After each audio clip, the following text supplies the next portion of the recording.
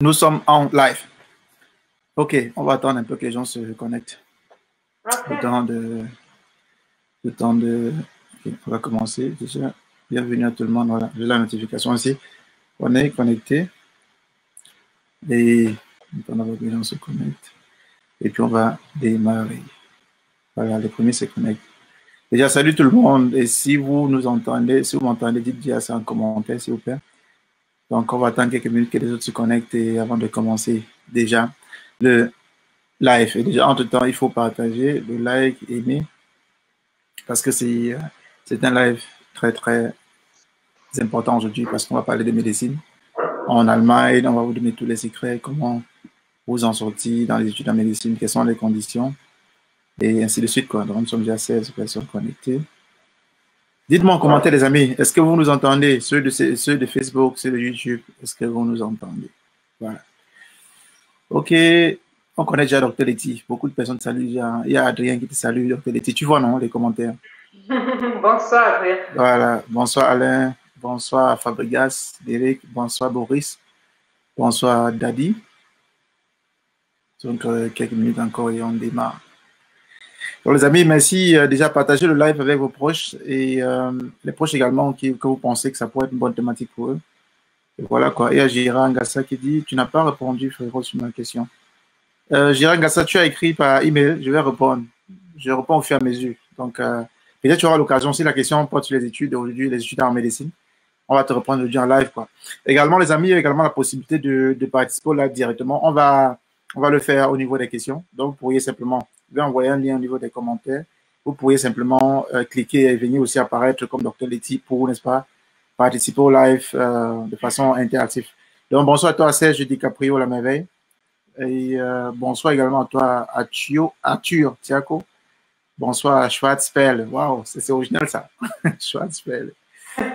Ok, c'est cool. Donc, nous sommes quand même déjà à 32 et c'est super. Donc, les amis, n'oubliez pas de liker le live parce que pour que ça référence, non, pour que de personnes puissent avoir. Donc, aujourd'hui, on va parler des études de médecine en Allemagne et notamment les domaines de spécialisation. Et l'idée pour moi aujourd'hui, simplement, c'est de démystifier l'affaire. Hein. Ça veut dire savoir que, bon, voilà, il y a beaucoup de questions autour de la médecine. Est-ce qu'il faut obtenir un bac avec très bien? Est-ce qu'il faut obtenir un DSA 3 pour entrer en médecine? Qu'est-ce qui a changé? Il y a également les nouveautés au niveau des études en médecine en Allemagne. Et maintenant, pour bien mener ce live, j'ai donc une invitée de classe aujourd'hui qui est Dr. Letty, qui a également fait les études de médecine en Allemagne. Et voilà quoi. Donc, je vais donc commencer par qu'elle se présente. Beaucoup de personnes la connaissent déjà dans cette chaîne parce qu'elle est déjà passée une fois. Donc, l'idée vraiment, c'est de se présenter. On va aller rapidement dans le vif du sujet. Alors, bonsoir à toi, Dr. Letty, et merci d'avoir cette invitation d'abord sur la chaîne Russie en Allemagne. Bonsoir, Franklin.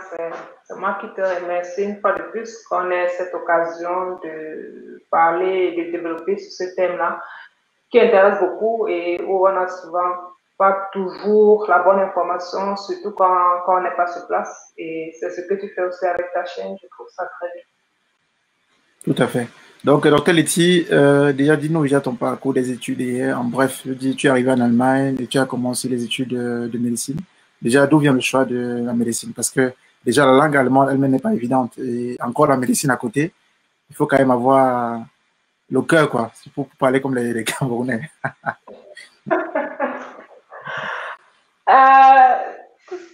C'est vrai, c'est la médecine. Bon, je vais commencer par me présenter.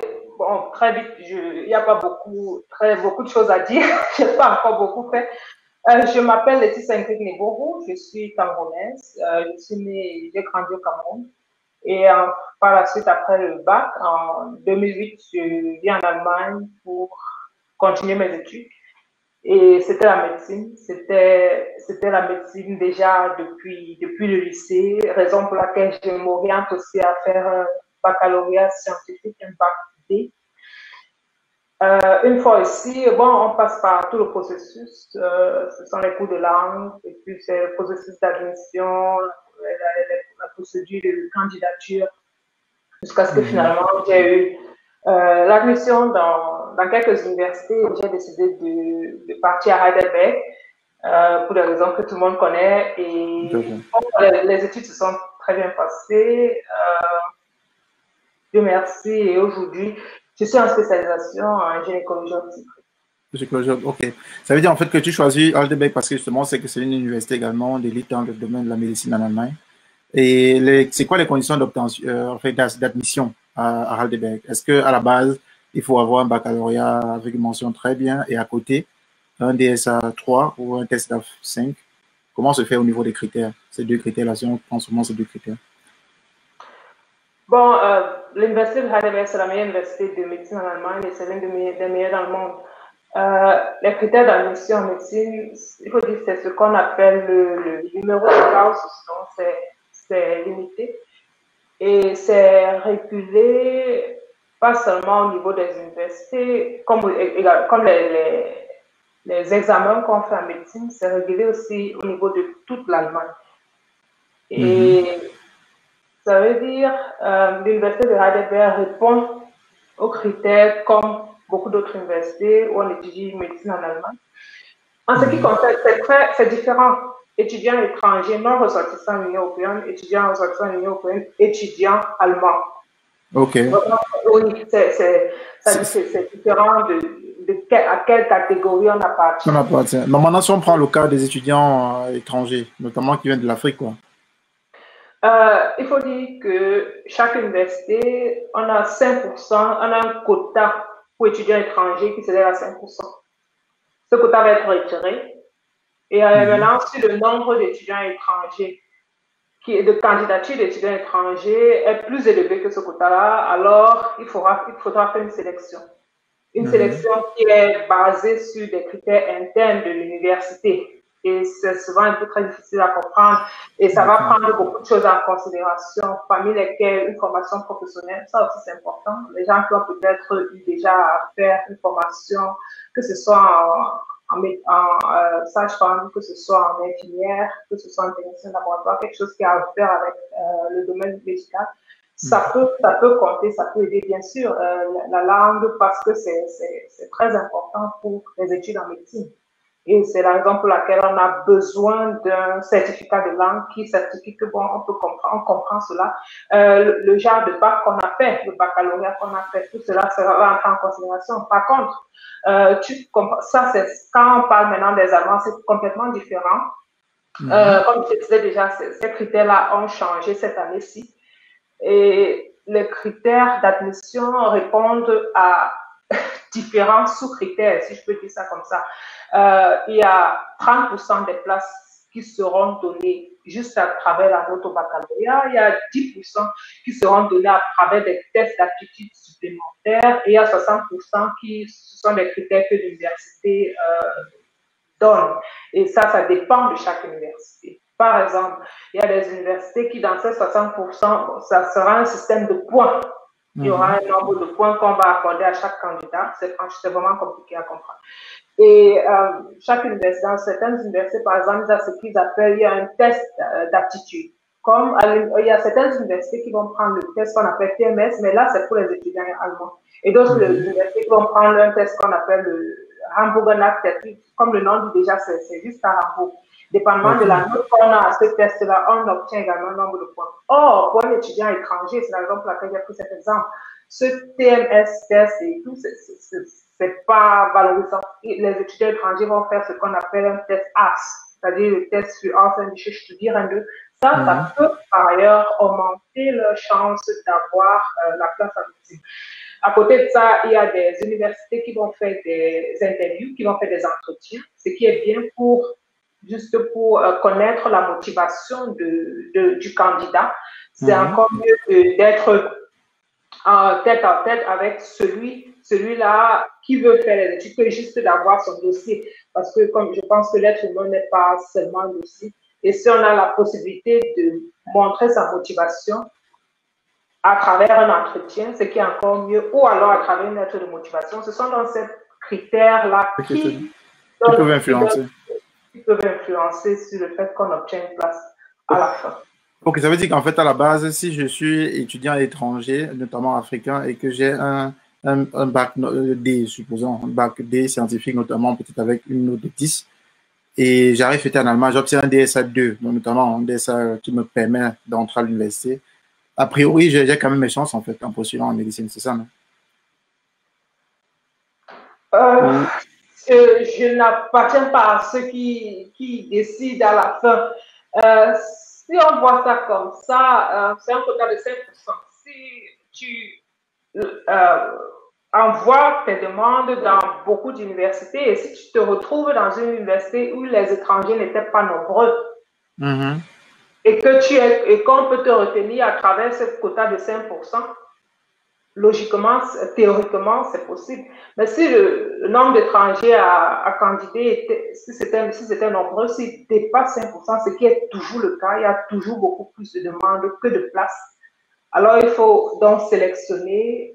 Et bon, à la fin, ça peut, bon, pour augmenter ses chances, Il faut toujours maximiser, en fait, alors. faut maximiser les demandes.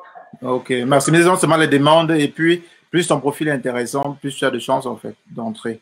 Parce que je demande ça parce que j'avais une connaissance, en fait, qui était arrivée également en Allemagne avec un baccalauréat avec 11, un baccalauréat D, camerounaise également avec D. Elle avait donc, elle voulait se spécialiser dans une filière, c'est plus trop le domaine de spécialisation à l'époque, c'est la pédiatrie.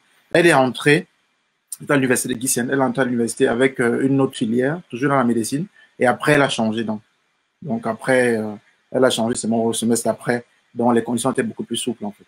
Oui, bon, tu vois, ça correspond un peu aux critères du genre quand l'université dit ça, ce n'est pas seulement la note basse, c'est pas seulement, mais le fait qu'elle a étudié autre chose, le fait qu'elle a, ça appartient à ça, même les tests scientifiques, ils comptent tout ça, même le fait d'avoir fait du bénévolat. Dans tous les certificats. Tout ça compte également. Oui, il faut mettre ça dans les demandes. C'est vraiment, c'est important. Comme on dit souvent, on ne connaît pas le caillou qui va tuer l'oiseau. Mais ça, c'est très important parce qu'en fait, maintenant, tu commences tes études à l'université de Heidelberg. Et là, quelles sont tes difficultés alors? Parce que c'est quand même. Tu étais la seule africaine dans ta salle ou c'est quand même nombreuse? Puisque l'université, quand même, il y a quand même beaucoup d'étudiants. Oui, on commence, nous sommes 400 mélangés, médecine humaine et médecine dentaire. Nous sommes 3 de l'Afrique noire, Afrique subsaharienne, si je dis comme ça. Moi du Cameroun et puis 2 du Ghana. Eux, ils ont eu une procédure très différente de la mienne parce qu'ils passent par une classe préparatoire. Oui, et après, ensuite, il y avait aussi, si je me rappelle bien, une du Maroc. Je me rappelle pas bien. Mais après, je sais pas trop où elle a changé ou un truc comme ça. Bon, Après, vous êtes perdu de vue, en fait. Après, chacun a pris sa direction. Je dirais, je sais pas trop ce qui s'est passé personnellement dans son cas parce qu'avec les 2 autres étudiants ghanéens, on a vraiment continué ensemble, on étudié ensemble, on a préparé les examens d'État ensemble, on va en parler en détail. C'est très important d'avoir un groupe d'études. C'est des gens avec qui on travaille ensemble, qu'on se soutient, qu'on a les mêmes idéologies, parce que quand tu es étudiant, si tu marches avec ceux-là qui ne parlent que études, toi aussi tu ne penses que comme ça. Or, si tu es étudiant et tu marches avec les travailleurs, ça peut un peu être compliqué.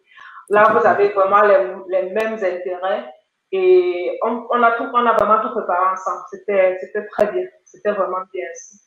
La difficulté, ce sont les difficultés que beaucoup d'étudiants rencontrent, surtout quand on est étudiant étranger, on a le problème de la langue au début. C'était vraiment difficile. Difficile pourquoi? Parce que quand je me rappelle mes camarades des Ghanéens qui sont passés par cette classe préparatoire là qu'on appelle Student College, ce qui était obligatoire chez eux, hein, parce que quand tu vas sur UniAssist, qui est ce service électronique par lequel les étudiants étrangers passent pour envoyer leur candidature dans la plupart des universités, quand tu fais entrer ton pays et ton diplôme, alors, on te dit si tu as un accès direct à l'université ou si tu as besoin de passer par quelque chose comme une classe préparatoire qui est dans ce cas-là, ce student college. Alors, eux sont passés par là, c'est 2 semestres, ce sont des cours adaptés aux études de médecine déjà, avec des cours de langue en plus. Ça fait que pendant ces 2 semestres, ils ont presque fait ce qu'on voit aux 2 premiers semestres de médecine. Alors, tu vois que comparé à moi qui viens j'ai juste fait les cours de langue. Quand j'arrive ici, je fais les cours de langue, je fais le DSH. Les études commencent en hiver. Alors, tu fais un job étudiant. puisque les étudiants ont le droit de travailler, même si c'est limité. Pendant ce temps-là, donc, tu n'es même plus en contact avec l'école ou quoi que ce soit pendant les 4 à 5 mois avant de commencer en hiver.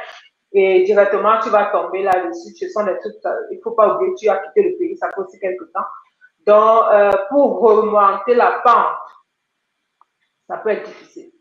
Et c'est bien d'être donc dans un cadre avec des gens qui ne pensent qu'à ça et qui ne font que ça. Alors, on dit on est la moyenne des 5 personnes avec qui on marche, on passe à ce pas.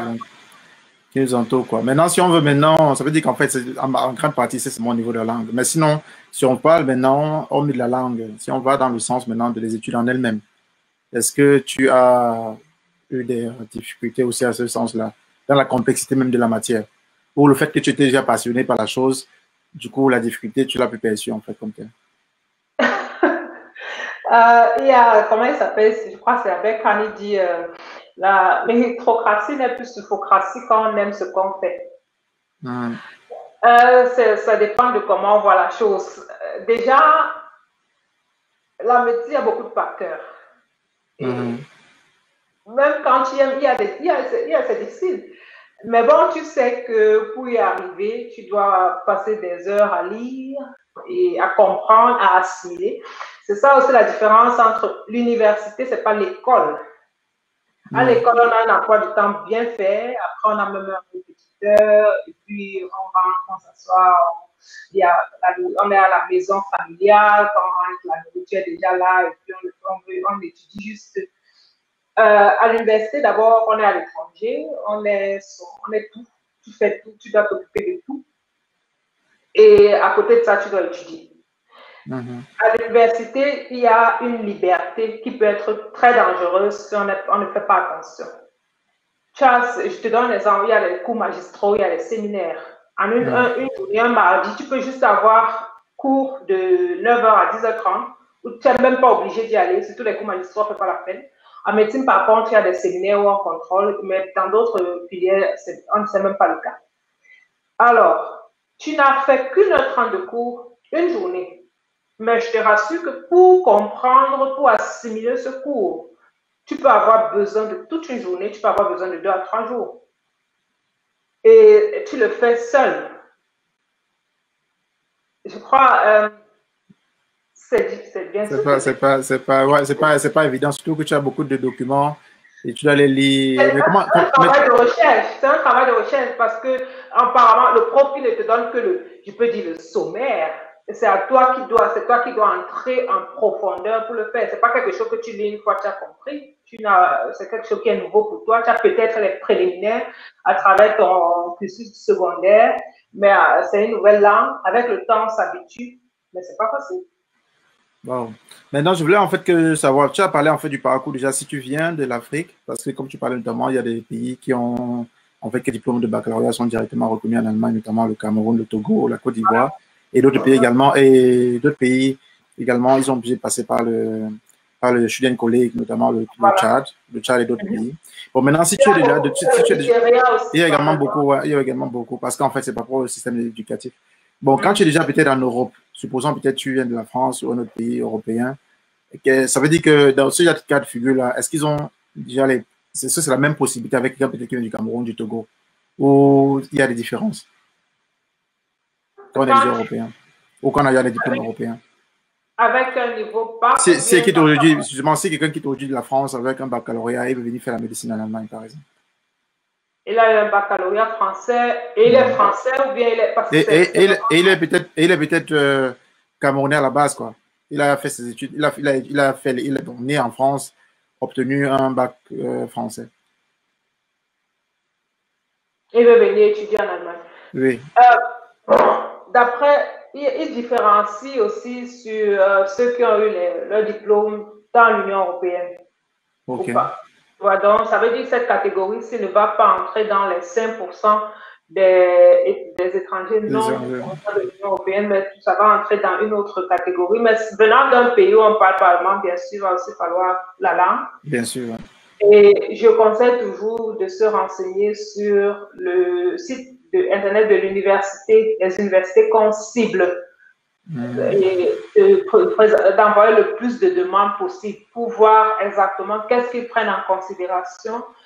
Et ceux-là qui ont eu des diplômes dans un pays de l'Union européenne où on dit qu'il y a un quota de 30% sur la note du bac et on dit qu'il y a un quota de 10% sur d'autres critères d'aptitude et il y a un quota de 60% sur les critères d'université. Alors, dans ces critères-là, quand ils disent que les tests d'aptitude au concours scientifique ou encore le fait qu'on ait une formation ou qu'on ait fait du bénévolat, maintenant je regarde quelles sont les universités parce que c'est un système de points. Quels sont les universités qui me donnent assez de points par rapport à ce que j'apporte déjà? Et bien sûr, j'envoie les demandes de ce côté-là. Si je ne peux pas envoyer partout parce que c'est coûteux aussi. On a en 6 universités, on peut étudier médecine. Si je passe par une en 6, c'est 75 € pour le premier dossier et chaque autre dossier, c'est 30 €, je pense, c'est ça, non? Tout à fait, oui. C'est le cas présentement. Et je voulais aussi savoir, docteur Letty, est-ce que maintenant, quand tu as en fait, pendant les études, déjà, tu as combien de domaines? En fait, quand on parle de domaines de spécialisation, il y en a combien? Je pense que en fait, tu peux le citer peut-être en gros, et c'est que tu pourrais peut-être conseiller aux jeunes Africains, parce qu'il faut aussi voir que après les études, il faut bien travailler, quoi. Et quels sont les domaines de spécialisation déjà qui existent dans le cadre des études de médecine en Allemagne, et quels sont les domaines que tu pourrais conseiller aux jeunes frères qui nous regardent? Toi, tu aimes bien mettre les charrettes avant les bœufs. Donc, on va passer à on va revenir. On va en revenir. On pourra revenir, pas de souci. D'accord. Bon, en Allemagne, cette question est un peu très personnelle. Les domaines de la spécialisation, il y a tellement de domaines de spécialisation. Et l'avantage ici en Allemagne, c'est le fait que la spécialisation, on l'a choisie librement. Elle n'est pas déterminée par un concours. Elle est déterminée par ton amour ou tes intérêts pour la spécialité que tu veux faire.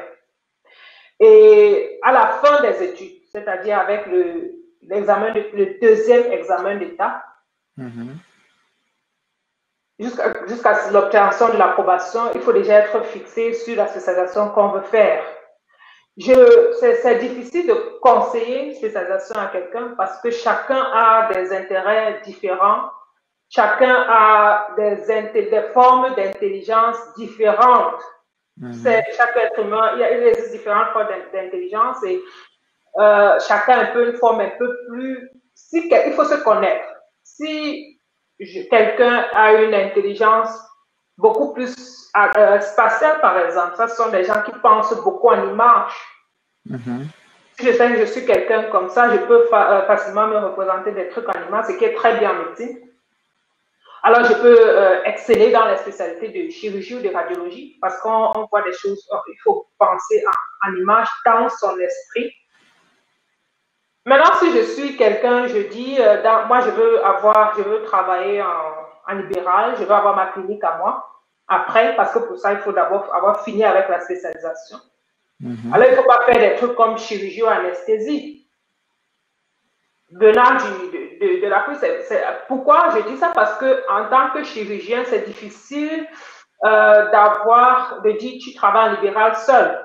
Le chirurgien, son travail, c'est quoi? Ce sont les opérations. Et pour opérer, tu as besoin d'un anesthésiste. Pour opérer, tu as besoin d'un plateau technique. Tout à fait. Alors, si un jour tu veux travailler en libéral, tu as besoin de beaucoup pour pouvoir le faire. Bref, aujourd'hui, on parle de médecine et on parle des spécialisations également, des domaines de spécialisation.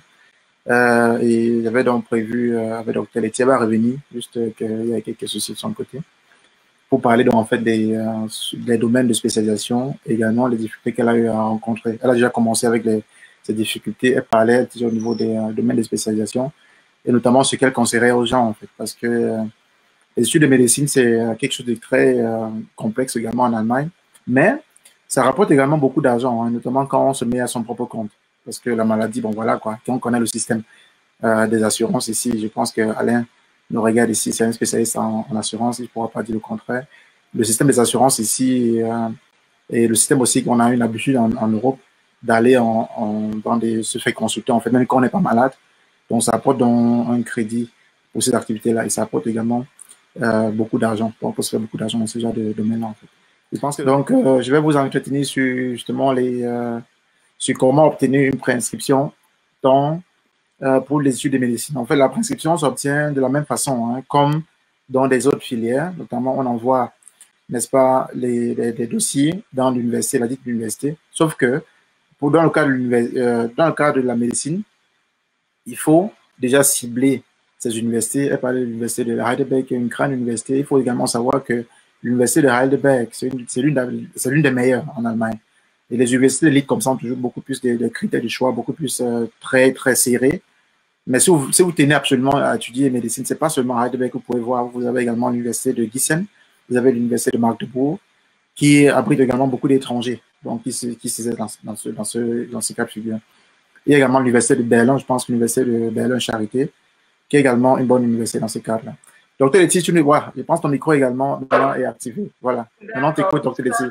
Il y a eu un aléa là, donc c'est pour ça que je t'ai retiré et avant de te rajouter. Donc, quand temps j'ai essayé d'entretenir les autres, tu es en train de parler notamment des domaines de spécialisation. Donc, tu parlais en fait que si on est anesthésiste ou si on veut peut-être travailler en salle d'opération ou anesthésier simplement, ça peut être difficile si on veut se mettre à son propre compte parce que là, ce sera difficile, n'est-ce pas, de travailler en mode, entre parenthèses, seul.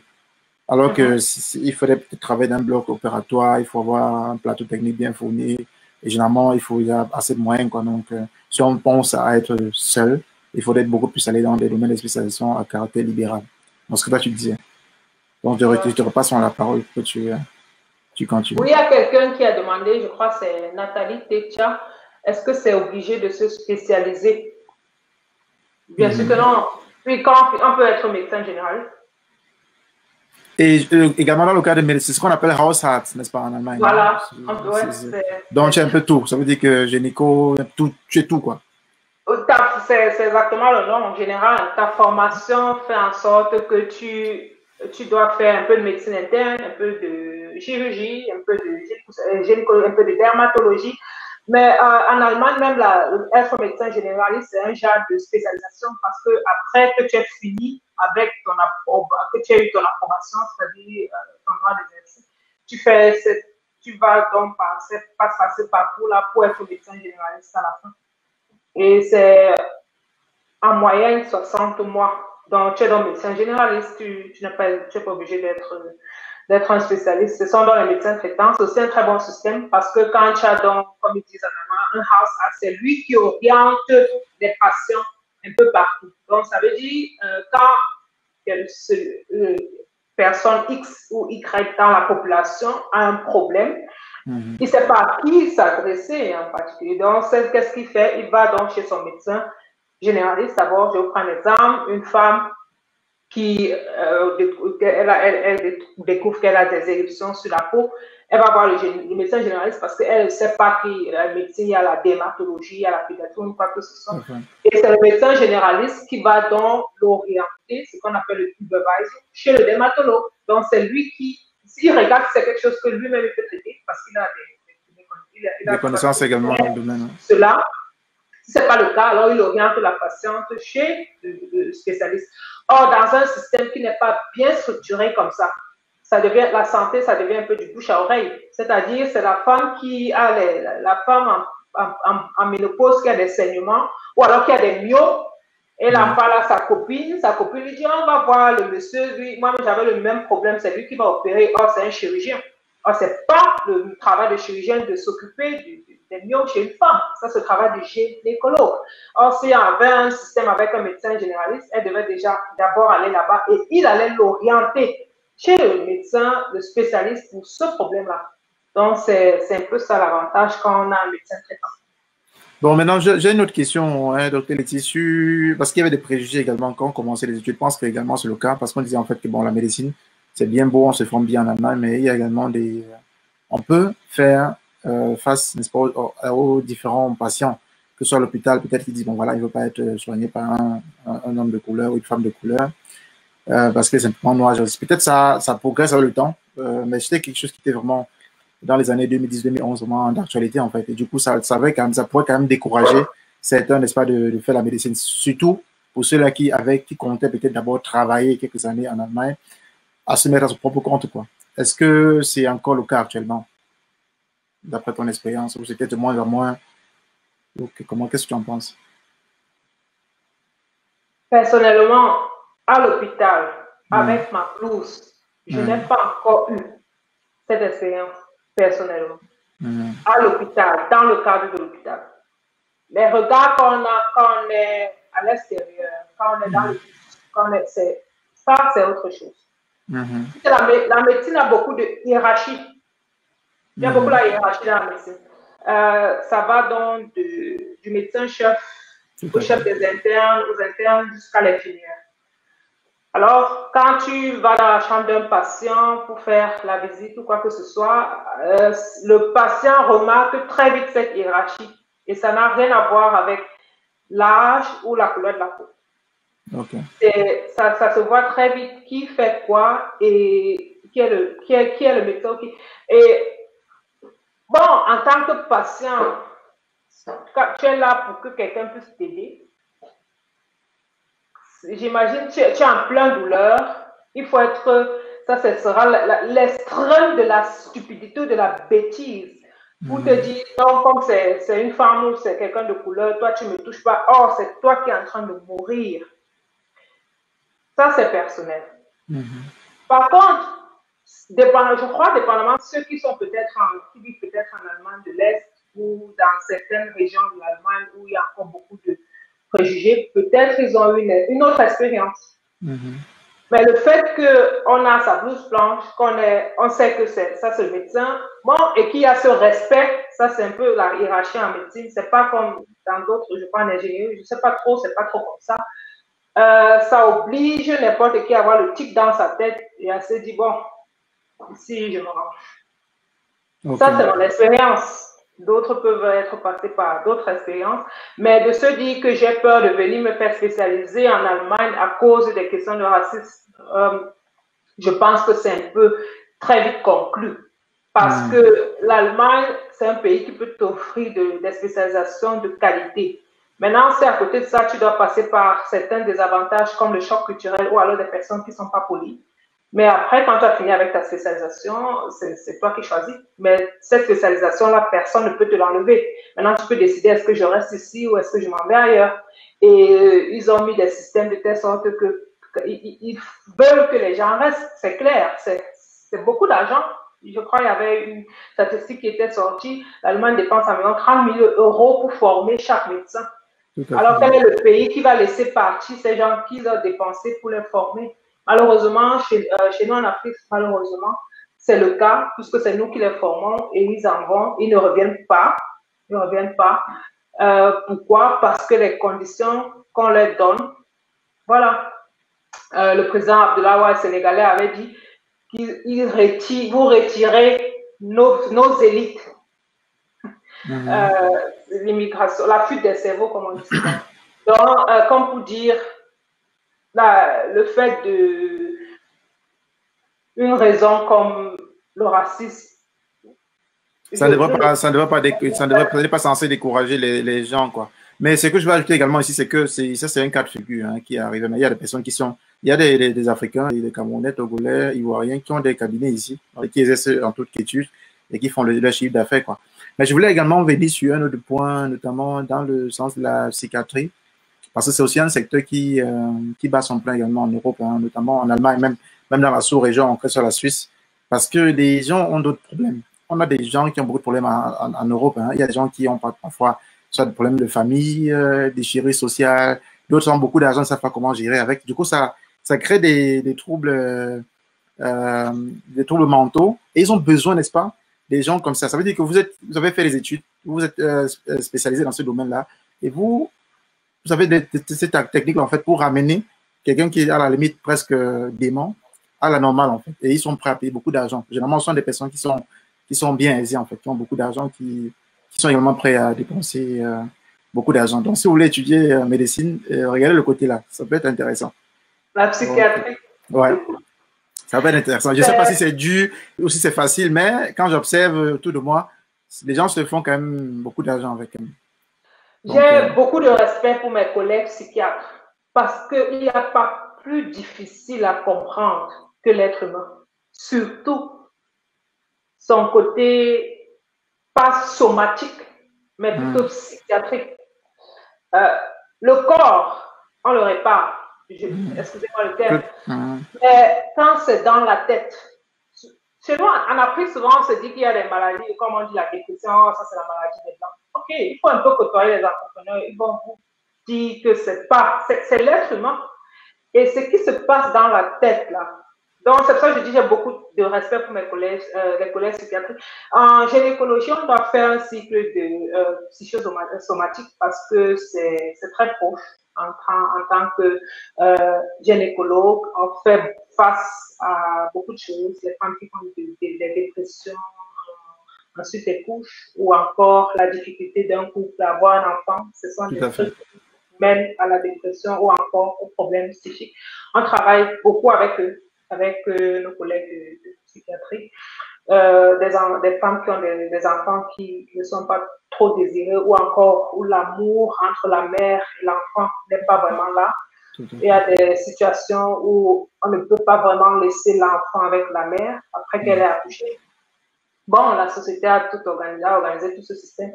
Et on travaille avec le psychiatre pour ça. On travaille avec le psychiatre. Ce sont des trucs reconnus. L'être humain, c'est pas seulement le corps. On dit que l'être humain est biopsychosocial. Et en tant que médecin, je dois voir cela en tout son sens. Donc, il y a des maladies, il y a des symptômes qui sont tout simplement en aval de quelque chose qui est déjà en amont. Ce n'est pas quelqu'un, tu vois quelqu'un, il a des diarrhées, il a des douleurs au ventre, mais tout son bilan, tous les examens que tu fais, tout est normal. Donc, si tu regardes seulement le côté biologique, tu vas passer à côté de quelque chose. Pourquoi? Parce que il y a autre chose souvent. Donc, ça c'est un cas que j'avais eu à vivre. Quand on entre dans, heureusement ici c'est un peu bien divisé, tu peux donc demander au patient s'il veut également se faire explorer de ce côté-là. Tu lui dis, parce que les gens sont très réticents, ils veulent te dire, bon, tu veux lui dire qu'il est fou, quoi. Donc, l'être humain veut toujours avoir le choix. Alors, tu lui fais comprendre tout ce que tu as fait vraiment du côté somatique, c'est clair, c'est vraiment une bonne nouvelle, tout va bien avec son corps, mais parce que l'être humain, c'est pas seulement le corps, il y a des spécialistes qui peuvent donc encore parler avec lui. C'est un travail qui prend aussi beaucoup de temps. Et à la fin, c'était revenu qu'en fait, c'est quelque chose qui était ancré avec la patiente qu'elle avait eu la perte de son mari. Alors, c'est comme ça, ce jour-là, elle avait donc l'estomac qui s'est noué. Et depuis, chaque fois que le cerveau, ça a laissé comme une cicatrice. Parce que le cerveau ne fait pas la différence entre quelque chose qui est en train de se passer ou qui s'est déjà passé. Chaque fois qu'on le pense, pour le cerveau, c'est en train de se passer, que ce soit du réel ou pas. Donc, c'est compliqué. Wow. Sinon, si quelqu'un aime ça, moi, je ne peux pas. C'est pour ça que je dis, je respecte mes collègues. Ceux qui le font, tout à fait. Oui. Bien sûr, il faut avoir la passion hein, dans tout ce que vous faites. Moi, je conseille ça. Parce que sinon, vous allez abandonner, étant donné que les études de médecine elles-mêmes, ça prend quand même beaucoup de temps. Non? Donc, tu as fait combien de temps pour. En fait, quel est le cycle normal, en fait, pour terminer? Je pense que c'est quand même au-delà de 6 ans, non? Pour faire le Staatsexamen. Si tout se passe bien. Les études de médecine sont divisées en ce qu'on appelle, il y a le stade préclinique, il y a la préclinique, il y a la clinique et puis il y a l'année pratique. En préclinique, c'est 2 ans. C'est du 1er au 4e semestre. Ça se clôture par le premier examen d'état. C'est le plus en préclinique, ce sont les bases.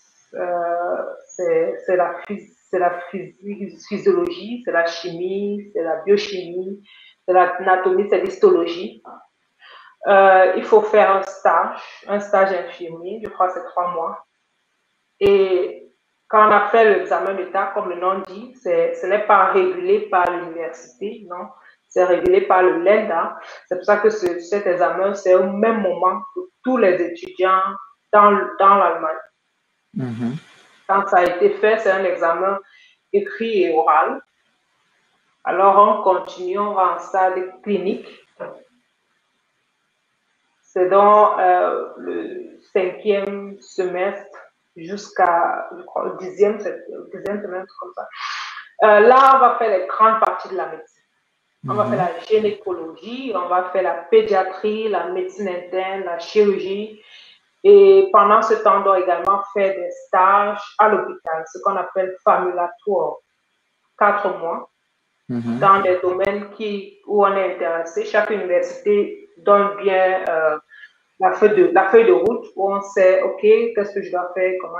Il faut pas s'inquiéter, c'est pas difficile d'avoir la place de stage. C'est déjà, donc, tout ça est déjà réglementé par l'université. Il y a les universités, les hôpitaux universitaires, ils ont déjà des petits hôpitaux avec et vous avez également la possibilité de le faire dans votre pays. Donc, c'est payant le stage sans te couper. C'est payant ce stage quand je le fais en Allemagne. C'est important aussi pour un étudiant, non? Oui, bien sûr. Toi, tu aimes l'argent. Non. C'est clair, non? En tant qu'étudiant, on a besoin de savoir quand même parce que on va du fait en fait que c'est difficile, quoi. Ok, c'est cool. Ça veut dire que c'est payant pour ceux qui font les skis, décident de faire. Attention. Ah bon? Okay. La formulature n'est pas rémunérée. Ok. Ce qui est rémunéré, c'est le practice year. C'est l'année pratique qu'on fait par la suite. Le formulature n'est pas, c'est un stage non rémunéré. Le stage infirmier qu'on fait entre le premier et le quatrième semestre, c'est pas rémunéré. Le formulatoire non plus. Donc tu fais 3 mois, tu n'as rien, quoi. Bon, tu as les connaissances. Les connaissances.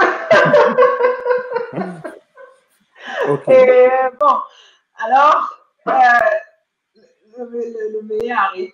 En fait, pourquoi ils font ça comme ça? C'est juste que si tu peux t'organiser, tu as du temps pour organiser ces 4 mois de stage. Ce qu'on te demande, c'est qu'avant le deuxième examen de temps, tu dois avoir fait cela. Par contre, quand tu fais l'année pratique, c'est 1 an, tu travailles qu'à l'hôpital, toute la journée. Donc, tu travailles comme un médecin, mais tu n'as pas encore toutes les responsabilités. Ça, c'est rémunéré. Parce que là, ils sont conscients que tu passes toute ta journée à l'hôpital. Tu ne peux plus avoir autre chose à faire. Tu peux avoir un autre financement, un job étudiant, tout comme ça. Donc, ça, c'est rémunéré. Tu as un mini salaire, ça dépend entre 400, 600, 700 euros. Là, on te donne quelque chose. Parce que tu n'as que les week-ends libres. Tu travailles vraiment 7h30, 16h, 17h. Tu peux aussi faire les gardes si tu veux, dépendamment des hôpitaux. Et à la fin de l'année pratique, ça se clôture par un examen pratique oral, c'est-à-dire c'est un examen où on va examiner un patient, on va présenter le patient et des trucs comme ça. Et quand c'est fini, alors on a son approbation, c'est-à-dire le droit d'exercer et on peut commencer sa spécialisation. Wow. Bon, maintenant, quand tu finis, c'est une question avant, je vais revenir encore en arrière, mais une question c'est blanc. Quand tu as terminé maintenant et que aujourd'hui tu veux décider peut-être de te mettre à ton propre compte. Parce que quand tu commences à l'hôpital, tu commences, en fait, première question déjà, quand tu commences à l'hôpital, tu commences avec sur quel statut? Est-ce que tu commences en tant que chef art? Parce que j'ai suivi comme une étude, les gens gagnent beaucoup d'argent, ces gens de chef art là. Beaucoup. Est-ce qu'il faut avoir beaucoup d'expérience ou comment ça se passe? Comment tu gardes les échelons en fait? Franklin, ce qu'il faut savoir, c'est que peu importe combien tu gagnes avec le salariat, tu seras jamais riche. Ah non, oui, mais bon, c'est quand même important de savoir ce que je gagne, quoi. Ou peut-être comment j'ai gravi les échelons. Les échelons, comment on gravit les échelons. Déjà, ce qui est bien en médecine, c'est un peu comme tout est prévu déjà. Tu vois un peu, on sait un peu où on va. C'est comme si c'était l'école où on avance chaque année. Okay. Donc, quand tu finis, quand tu commences à travailler, tu commences comme interne, ce qu'on appelle assistance art. Okay. Et comme je disais, la plupart des spécialisations, c'est 60 mois, entre 5 et 6 ans. Disons comme moi, gynécologie, 5 ans de spécialisation, par exemple. Alors, quand tu commences, tu es en première année, après tu es en deuxième année, troisième année, quatrième année, cinquième année. Tu travailles à l'hôpital. Il n'y a pas l'école, tu ne pars pas à l'école, tu pars pas. Ce que tu dois faire, tu dois partir. Il faut être toujours rafraîchi à travers les nouvelles études et tout. Donc, il faut se former, il faut aller à des séminaires, il faut aller à des workshops. Et pendant ce temps-là, tu as un protocole.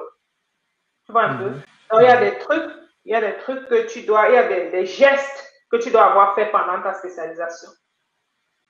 En gynécologie, un nombre d'accouchements, un nombre d'oncologie, c'est-à-dire, ça c'est la partie qui s'occupe des cancers.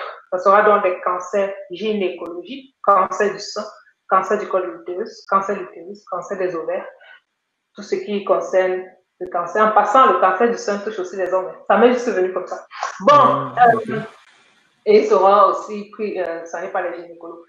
À côté de ça, il y a donc, en fait, tu dois passer par tout ce que ta spécialité prend en compte. Les petits gestes gynécologiques, les césariennes, tout ce qu'un gynécologue doit savoir faire, les fibromes, les kystes, tout ça. Tu as donc, tu le fais à travers ces 5 ans. C'est plus l'école. Tu ne dois pas avoir fini ça en 5 ans. Tu n'as pas une note qui te permet de passer d'1 à 2 ans. Donc, si tu l'as fait en continu, après tes 5 ans, ton catalogue est plein. Ton chef de service signe cela, ton chef de service signe cela. Alors, tu peux envoyer tes dossiers pour faire ton examen de spécialisation. Et la spécialisation, c'est seulement un examen oral, pratique orale. Donc, oral, tu seras là avec tes examinateurs et vous allez discuter, vous allez parler de différents cas. Quand tu es donc spécialiste, c'est-à-dire ton statut a changé. Tu vois un peu, c'est déjà réglé. Tu as commencé après ton approbation, tu étais en médecin assistant. Deuxième, troisième, quatrième, cinquième année, voilà. Tu as fait ta spécialisation. Tu n'es pas obligé d'avoir fini en 5 ans, comme je disais, 6 ans, 7 ans, ça dépend.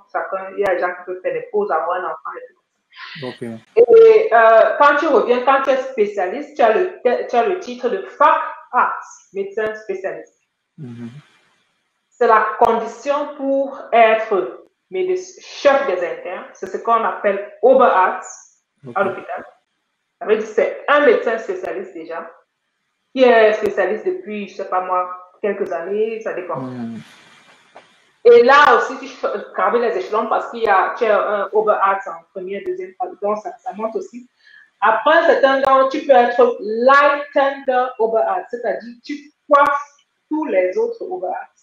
Et c'est toi qui es après le chef. Mais là c'est l'expérience maintenant qui joue. Ça n'a plus rien à voir avec les diplômes ou un truc de la sorte. Non, ce sont les diplômes. Donc, dès que tu es spécialiste, la voie de la carrière est ouverte. Et après ça, tu peux être chef art. Donc, c'est l'expérience. Et quand tu vois même s'il y a un hôpital qui cherche un chef art, c'est-à-dire un chef de service, eh bien, tu peux envoyer tes demandes. Si c'est quelque chose que tu veux faire, bien, c'est ouvert. Wow. C'est cool. Et maintenant, si tu veux créer ton pas ton entreprise, pardon, ton cabinet, tu as besoin d'être spécialiste à la base, non? Oui. Pour créer ton cabinet, tu peux travailler dans un cabinet en association avec certaines personnes sans être spécialiste. Ça sera reconnu dans ta spécialisation. Pour tes 5 ans de spécialisation, tu peux passer 5 ans. Or, maintenant, pour travailler en libéral, il faut passer par la spécialisation. Mais ça vaut le coup, hein, les amis, parce qu'après, vous gagnez beaucoup d'argent. Ça, il faut aussi le dire ici. C'est pas tout le monde qui veut travailler en libéral. Il y a des gens qui aiment travailler en clinicien. À l'hôpital, ouais. Il y en a qui veulent être clinicien parce que quand tu travailles en libéral, tu es un peu limité, tu fais plus les opérations. Tu ne payes plus pour quelqu'un qui aime bien opérer. Il y a la possibilité d'avoir dans un hôpital un bloc, tu causes avec l'hôpital où tu fais de petites interventions, stéréoscopie, des curetages ou des césariennes. Mais ce n'est plus comme si tu opérais tous les jours. Or, ce qui est encore plus intéressant, tu peux combiner. J'ai connu une chef des internes, Oberarzt, elle faisait 50-50, c'est-à-dire elle était à 50% en libéral, 50% en clinique. Donc, c'est la clinique où elle a travaillé des années, 20 ans, je ne sais pas trop. Après, elle a donc voulu ouvrir sa propre clinique en association avec d'autres personnes. Et en même temps, parce qu'elle voulait donc elle voulait pas rester dans la monotonie d'une chose, elle continuait de venir au pays. Elle était là seulement, je crois, 2 fois dans la semaine. Comme ça. Quand tu travailles en libéral, c'est aussi avantageux dans la mesure où c'est toi qui définis ton temps. C'est ça aussi. Oui, tu as les heures d'ouverture de ta clinique, tu as tes patients, tu les connais. Vous avez vraiment une très bonne relation médecin-patient. Tu connais qui vient, tu connais qui a accouché, c'est un peu plus personnel. Tu ne travailles pas le week-end et tu n'as pas les gardes parce que la médecine, c'est une vie à garde. Et c'est fatigant. C'est fatigant. On ne remarque pas ça quand on aime ce qu'on fait, quand on est dans l'adrénaline et tout. Mais quand tu rentres après, c'est fatigant. C'est fatigué. Après, quand on a fait ça pendant 20 ans, rester debout au bloc opératoire tout le temps, 2 heures à 4 heures, minuit, à 6 heures. Après, on s'habitue après, quoi. Je crois que plus le temps passe, plus ça devient difficile. Hein. Je pense. Ah bon? Ok. Tu n'es plus sur, l'âge joue. Aussi, bien sûr, ouais, bien sûr, bien sûr, bien sûr. L'âge joue. Quelqu'un qui a 30 ans, il ne va pas agir comme quelqu'un qui a 50 ans. Ouais, c'est clair. C'est pour ça que tu vois, les chefs arts, par exemple, ils ne font plus les gardes aussi. Hein. Ça aussi, c'est quelque chose qui est bien. Ils rentrent chez eux le soir. Oui, ils rentrent chez eux le soir. Ils ne sont pas là les week-ends, ils ne font pas les gardes. Donc, ils seront seulement appelés dans des cas d'urgence, en fait. D'urgence. Je te donne un exemple. J'étais à une garde. On a reçu une patiente. Elle a été transférée parce que je travaille dans une maternité de grade 3. En fait, c'est juste une division. Ce sont les maternités qui s'occupent des plus grands prématurés, c'est-à-dire à partir de 24 semaines. On peut s'occuper, on peut prendre l'enfant pour ce qu'il est viable. Ça fait, tu as les enfants de 600 grammes. OK. Alors, on avait eu ce cas-là. C'était une dame, elle était à 26 semaines. Elle est venue avec des contractions. C'était plus arrêté parce que dans ce cas, tu donnes un traitement et tu pour stopper les contractions, tu essaies de maturer les poumons pour lui donner, donner de meilleures chances à ce grand prématuré, cet enfant-là. C'est pas, ça augmente peut-être ses chances de survie, mais la qualité de la vie, ça reste à désirer, surtout pour les grands prématurés. Mais la néonatologie est très, très développée. Alors, qu'est-ce qui s'est passé chez cette dame-là? Malheureusement, c'était pas stoppé. Elle était 26 semaines. On va au bloc avec mon médecin-chef. Et c'est qu'on dit Oberarzt. Alors, on fait sortir l'enfant tout petit.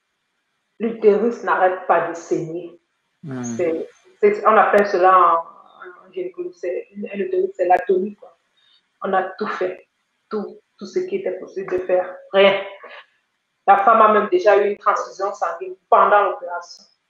Donc, ça te dit à quel point saignait. Tout à fait, ouais. L'ultimatio ratio, c'est-à-dire le dernier moyen qui reste, c'est d'enlever cette utérus-là. Et avant de faire un truc comme ça, chez une jeune femme qui est ses premiers enfants, ça peut devenir un cas judiciaire. Donc, il faut toujours penser à tout ça. Parce que là, tu lui retires sa maternité. Ah, non. Alors, il faut bien que le chef de service soit au courant et même présent. Donc, c'est dans les cas comme ça, on a appelé le chef, c'est lui qui a donc enlevé l'utérus. Et parce que le poids, la signature, l'indication d'un chef de service par rapport à une intervention devant le tribunal, c'est un autre poids. Ça pèse différemment qu'une autre personne. C'est la raison pour laquelle il doit être impliqué.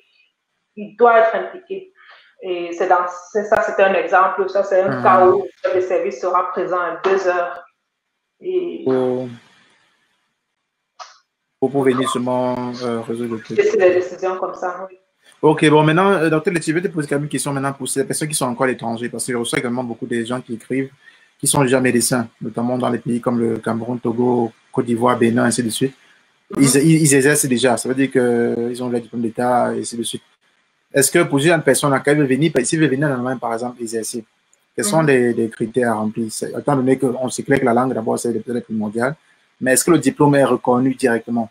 Ou est-ce qu'il faut passer encore par une autre procédure?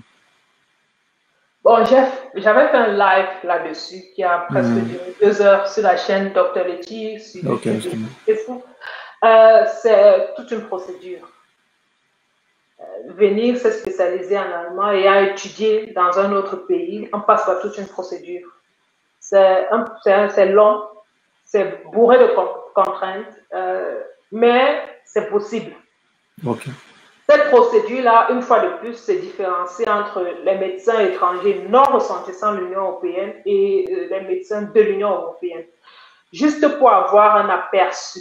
Ceux qui ont étudié dans l'Union européenne, c'est-à-dire ceux qui ont eu leur diplôme de médecin dans l'Union européenne, quand ils veulent venir se spécialiser en Allemagne, ils ont juste besoin de faire des cours de langue, un examen spécifique de langue, ce qu'on appelle Fachsprachprüfung, c'est un niveau, je crois, C1. Avec ça, ils commencent leur spécialisation. Or, ceux qui viennent des pays en non-provenant de l'Afrique, ils vont passer par beaucoup d'autres choses.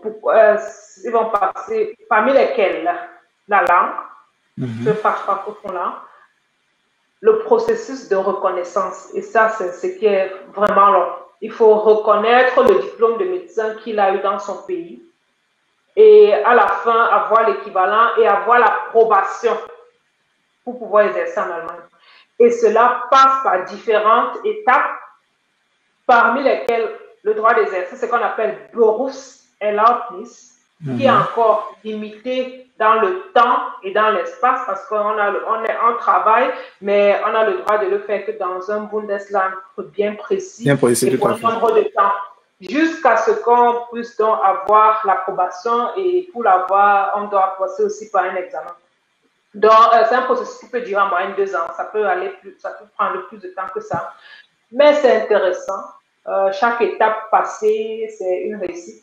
Sinon, je vais inviter ceux-là qui sont intéressés à tout simplement taper Dr Letty sur YouTube, et tout à fait, ouais. où c'est détaillé, où je leur explique avec les sites par lesquels on passe. À l'appui, quand même.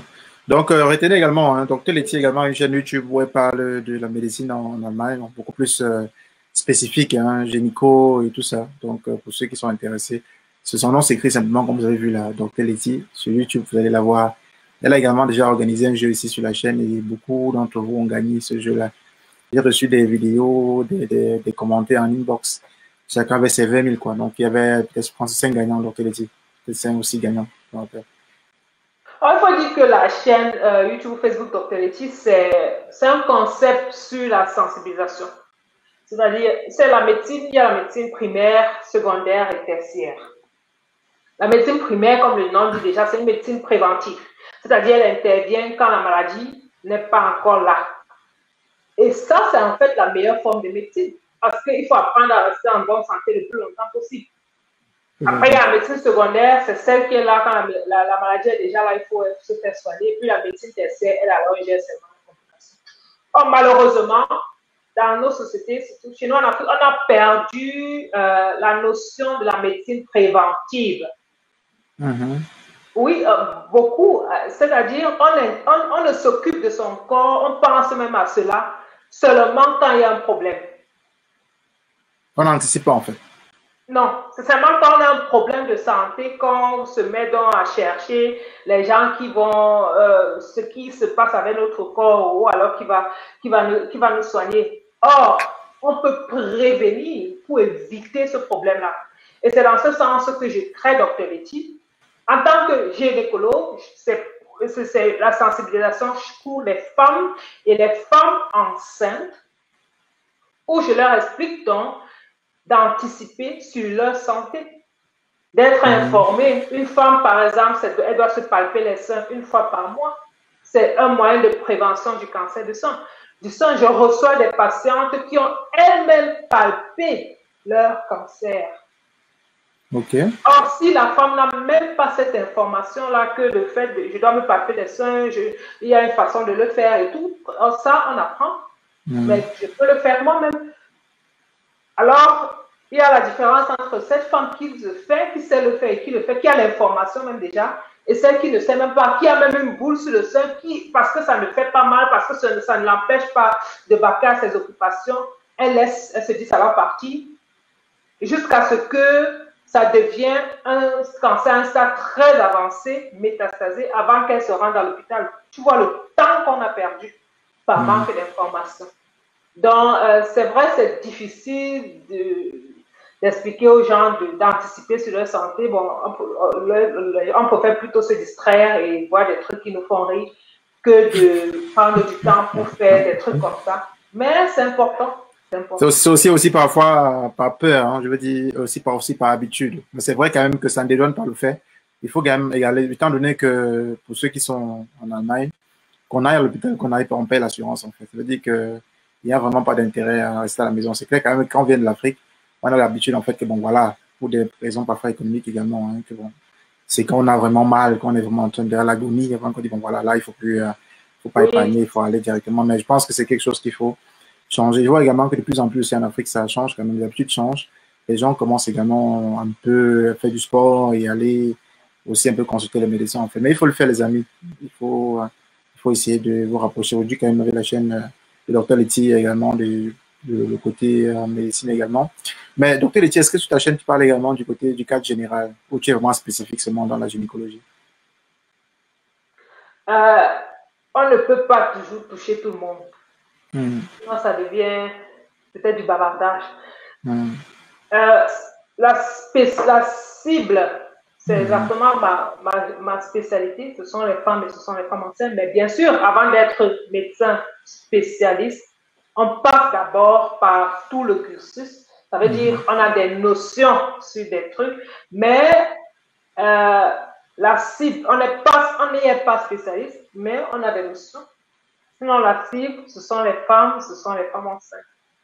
Ok, tout à fait. Donc maintenant, on va ouvrir l'espace questions. Donc à vous les personnes qui nous regardent, vous pouvez rejoindre le live avec le lien que j'ai envoyé ou alors par appel téléphonique. Donc si vous avez une question, vous les posez directement à Dr Letty. Donc c'est le moment maintenant, quoi. Donc j'ai envoyé le lien déjà pour rejoindre le live directement et je vais vous écrire également le numéro pour l'appel WhatsApp pour ceux-là qui sont peut-être en Afrique et qui ont peut-être des problèmes de connexion. Vous pourrez simplement appeler via ce numéro que je suis en train de taper au niveau des commentaires. Vous pouvez appeler si vous avez d'autres questions. Et est-ce qu'il y a aussi également l'ordre des médecins ici en Europe, comme dans les pays africains, Dr Letty, en Allemagne? Je pense que c'est pas. Tout médecin est enregistré à l'ordre. Okay. Tout médecin est enregistré à l'ordre. C'est obligatoire. Ok. Il y a déjà une question qui arrive de Tatier, une défaut. Il dit que dans quelle ville tu exerces, Dr Letty? Je suis dans le Bayern. Ouais, donc Dr Letty est dans le Bayern, dans l'état du Bayern. Et je pense près de Munich, c'est pas au Munich, c'est pas trop. C'est là-bas qu'elle exerce, quoi. Donc, les amis, on attend vos questions. En attendant que les questions n'arrivent, parce que bon, le temps qu'ils reçoivent la notification, ça prend un peu quelques secondes. Mais il y avait quand même quelques questions sur le truc que je vais déjà peut-être lire. Donc, il y a l'ordre des médecins également en Allemagne, comme dans tout autre pays. Et il y avait quelqu'un d'ici qui a ça. Je vais mettre ça ici. Visa pour l'apprentissage de l'allemand en Allemagne en cours d'allemand intensif avec un visa linguistique après mes études de langue. Est-ce que je peux chercher une formation en médecine, faire en Allemagne ou travailler? Je n'ai pas très bien compris la question. Visa pour la... Peut-être tu peux reformuler. Ouais. Bon, je pense qu'il dit par exemple qu'il a un visa linguistique après ses études de langue, mais il veut chercher une formation. Je ne sais pas, Massa Gambari, est-ce que tu peux reformuler ta question, s'il te plaît? Parce que si on se met à répondre alors qu'on ne répond pas à la question, on peut passer à côté. Donc, je vois ici, Rochelle dit, quelles sont les universités, s'il vous plaît, où les Camerounais, étant infirmiers en Allemagne, quelles sont les chances pour continuer en médecine? Étant infirmier en Allemagne. Je dis quand même, voilà, je pense que les chances sont bonnes, si je peux dire ça comme ça, mais pour détailler, regardons ça comme ça. Tu es infirmier, ça veut dire que tu es déjà un professionnel de la santé. Très avantageux à nous qui commençons les études de médecine en bleu et on n'avait aucune idée. Bon, maintenant, il faut passer par le processus de la procédure, la candidature pour avoir une place pour étudier. Et comme on a vu au début, cette candidature a différents critères. 5% quota étudiants étrangers, 5%. Quand le nombre d'étudiants étrangers dépasse ce quota-là, ce qui est très souvent le cas, alors il faut sélectionner sur l'université a donc un comité, va organiser un comité pour faire une sélection. Tu es très avantagé dans cette sélection parce que tu as déjà une formation en tant que professionnel de santé. Donc, vas-y, il faut tenter ta chance. Et pour augmenter cette chance, c'est d'envoyer le plus de demandes possible.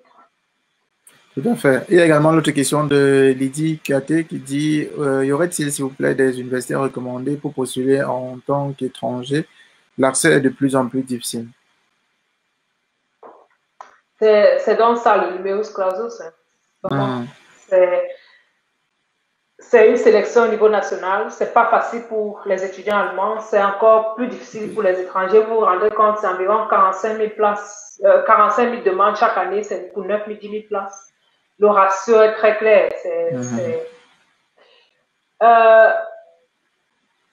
C'est difficile de savoir est-ce qu'il y a une ville qui va me prendre, est-ce qu'il y a une ville qui ne va pas me prendre. Je crois que chacun passe par son expérience. Généraliser et dire au nord ou à l'est, c'est plus facile, c'est plus difficile. Il faut tenter sa chance, il faut envoyer ses demandes à UNIASIS, il faut faire ses recherches, déjà s'informer. UNIASIS, les universités où je vais envoyer mes demandes, mon conseil, envoyer partout, bombarder-leur des demandes. Maintenant, c'est clair, on est limité peut-être au niveau du coût. Mais bon, l'été, on a l'été, vous faites quoi? Cherchez-vous un petit job d'étudiant. L'argent que tu vas travailler en cet été, ça c'est l'avantage en tant qu'étudiant en Allemagne. On a le droit de travailler, même si c'est limité. Il faut bien respecter cette limitation-là. Tu gagnes un peu d'argent, investis cela dans tes demandes. Si tu envoies dans cette 36 universités, je pense qu'il y aura une où tu auras ta chance. Qui pourra te prendre quoi? Il y a des exceptions. J'ai reçu un jeune lors d'un live qui m'a fait comprendre qu'il a envoyé partout. Il a eu un bon bac, il a fait le test et tout. Malheureusement, il n'a pas eu de place. C'est très difficile à comprendre. Mais il faut essayer. Il faut seulement essayer, les amis. Donc, il y a également le point que je voulais dire aussi à celle qui a posé la question, c'est que il y a des points où vous pouvez actionner. Justement, si peut-être tu es déjà venu de ton pays d'origine avec un baccalauréat ou peut-être tu as juste la moyenne, tu as la deuxième chance en fait qui est le DSA que tu peux maximiser en fait. Voilà. Et c'est pour ça, alors, il faut vraiment tout ce que tu peux appuyer pour, n'est-ce pas, rendre ton dossier sexy, je dirais ça comme ça. Il faut vraiment maximiser. La lettre de motivation. Tout à fait. Et là, je vais insister, lettre de motivation, un format, un seul. C'est vrai, souvent, on a des choses à raconter, on est motivé et tout. Mais si vous écrivez trop, personne ne va lire. La taille de police 12, caractère Times News Comment. Il faut que ça donne l'envie d'être lu. Formuler une lettre de jouer sur les émotions. L'être humain, ce sont les émotions. Si vous n'aurez pas la possibilité d'être invité à un entretien, comme c'est le cas pour les Allemands, ça sera peut-être seulement sur l'étude de dossier. Ça, c'est déjà quelque chose. Des attestations de bénévolat. C'est pas pendant les vacances, ça le travail, les vacances d'été, pendant que vous faites votre job d'été, il y a toujours des organisations confessionnelles qui cherchent les jeunes pour venir aider. Vous partez, vous allez aider et vous faites une attestation à la fin, vous mettez ça dans la demande. Ce sont des trucs qui comptent. À la fin, on ne sait pas vraiment, mais tout, c'est une association de beaucoup de choses et il faut laisser passer aucune chance. Tout à fait. Donc, il y a une question aussi d'Alain qui a demandé qu'en est-il des différents U1, U2, etc. Et ce qui m'intéresse sont les vaccins sur les enfants. Est-ce obligé ce processus dans les différentes étapes des vaccins? Les U-Untersuchungen, tout à fait. Toi, tu en sais quelque chose en temps. Ce sont les examens qu'on fait pour les nouveau-nés ou encore les enfants. Et demain, c'est obligatoire. Nouveau-nés jusqu'à Franklin.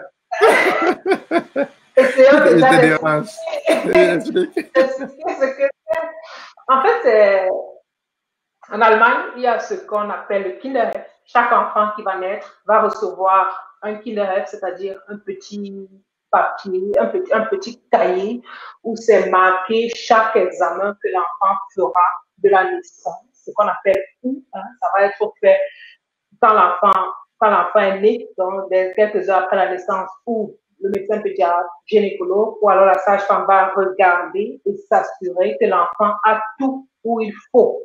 Je dis que j'ai suivi une émission où il y a un enfant, c'est la maman qui a découvert à la maison que l'anus n'était pas perforé. Mais c'est dommage. Parce que c'est exactement l'importance de ce genre d'examination. Quand on regarde, mais pour qu'un enfant, cet être humain fantastique, parfait, qui ressort du ventre de sa mère, qui a tout à sa place, c'est pas quelque chose la nature peut avoir beaucoup pour faire, il peut avoir des fautes. Et il y a quelque chose, il y a ce qu'on appelle des malformations. Le plus tôt c'est découvert, le mieux on peut agir. Ça sera dans le U1, la première examination de l'enfant. On va aussi le peser, on va prendre sa longueur. Ensuite, ça va continuer avec ce qu'on appelle le U2. C'est à partir de entre 48 heures d'âge de naissance et 10 jours. C'est un examen que le pédiatre fera où il va donc regarder du niveau pédiatrique, est-ce que les battements du cœur de l'enfant, est-ce que c'est bon? Il y a eu, je vais te raconter, j'avais une fois un enfant où c'est lors de cet examen qu'on a en fait constaté que la valve cardiaque ne fonctionnait pas bien. Alors là, on envoie chez le cardiologue et c'est comme ça. Mais grâce à cet examen, sinon l'enfant va se retrouver à 4 ans, il est toujours en train de ramper, il s'essouffle beaucoup, le parent va dire que cet enfant n'est pas reçu. Or, c'est pas ça. Il y a un problème. Ensuite, ça continue, ou 3 ou 4 ou 5, et ça dépend de l'âge de l'enfant. Pendant dans ces examens-là, sur ce Kinderhead, dans ce carnet de l'enfant, c'est marqué pour la maman. Le U1, c'est quand, le U2, c'est quand. Quand j'ai des patientes qui parlent pas allemand, alors je leur montre ça toujours. Je leur dis en fait, entre cette date et cette date, il faut appeler un pédiatre, prendre un rendez-vous et leur dire que vous devez faire cet examen. Et quand l'examen est fait, vous cochez. Ou alors vous mettez ça en rappel dans le téléphone. C'est tout simplement pour remarquer que l'enfant se développe bien. Maintenant, les vaccins sur les enfants. Il faut avouer que le vaccin, ces derniers temps, c'est devenu une polémique. Ça sort un peu de notre cadre de discussion, mais bon, on va... En Allemagne, jusqu'ici, les vaccins ne sont pas obligatoires, pour faire court. Les vaccins sont obligatoires. Il y a des vaccins qui sont obligatoires en France, par exemple, de telle sorte que je crois que si l'enfant n'a pas eu cela, il ne peut même pas aller à l'école. Mais à ma connaissance, jusqu'ici, il pensait à ça. Jusqu'ici, ce n'était pas encore le cas.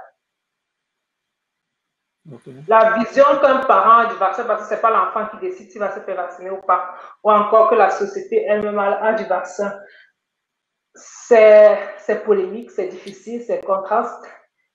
Mais je dis toujours, c'est bien que chacun ait des différentes idées par rapport à un sujet, parce que si tout le monde pense de la même façon, c'est qu'il y a quelqu'un qui réfléchit pas. Tout à fait. En fait, il y a une autre question là de Ulrich Giovanni du côté de l'Italie. Donc, il demande en fait, j'ai ma copine qui est graduée doctoresse en Italie, donc elle a un doctorat en médecine, je suppose, et on aimerait qu'elle vienne se spécialiser ici en Allemagne. Comment pouvons-nous procéder? C'est exactement ce dont on parlait tout à l'heure. Tout à l'heure, ouais.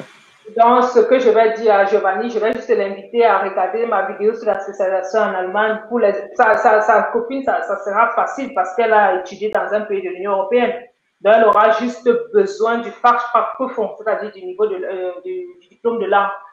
Et c'est un examen de langue, c'est un niveau C1. Il y a des cours de préparation par rapport à ça. C'est un examen oral avec différentes parties. Et c'est tout ce dont elle a besoin pour pouvoir commencer sa spécialisation. Vraiment, pour elle, c'est un peu plus facile comparé à quelqu'un qui vient du Cameroun ou du Sénégal, par exemple. Donc, il a juste regardé la vidéo et il aura plus d'informations là-dessus.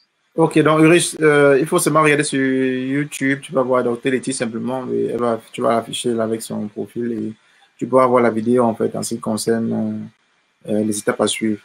Et il y a des gens également qui posent la question aussi de savoir est-ce que pendant les études de médecine on peut travailler? Bien sûr qu'on peut travailler, ce sont des études comme toute autre étude. C'est pas, maintenant il faut pouvoir coordonner son temps, c'est clair. Et quelqu'un a posé la question de savoir comment tu as financé tes études, Dr. Letty. Bon, c'est une autre question ici. Voilà. Ce qui est bien en Allemagne, c'est le fait que bien que les études coûtent cher au gouvernement, l'étudiant en lui-même ne porte pas beaucoup. Bon, à côté de ça, il y a des trucs qu'il faut dont on a besoin. Il y a les contributions de semestre. Dépendamment de l'état où on étudie, On peut payer des contributions semestrielles, c'est qu'on appelle les MSABI, 600, 700 euros. Or, il y a des États où on paye plus, on paye juste des contributions peut-être de 200 euros, un truc comme ça. Il faut bien subsister, il faut manger, il faut payer l'assurance maladie, il faut payer son loyer. Je crois que ça, c'est à côté des contributions du semestre, c'est l'une des dépenses les plus importantes d'un étudiant. De telle sorte que, en tant qu'étudiant, on se retrouve à avoir besoin de 600 euros par mois. Avant, c'était un peu moins, peut-être 400. Si on vit de façon modeste, et dépendamment de où on vit, je vais conseiller à quelqu'un de prendre une chambre à la résidence estudiantine, ce qui est toujours un peu réduit que d'être en privé. Maintenant, si quelqu'un a son argent, il se prend un appartement, ça, c'est bien sûr différent. Comment est-ce que j'ai financé mes études? Au début, comme la plupart des étudiants, quand on vient d'arriver, on ne connaît pas le milieu, on ne connaît pas l'environnement. On a besoin d'aide, on a besoin des autres. J'ai eu la chance, il y avait la famille qui m'a vraiment beaucoup soutenue.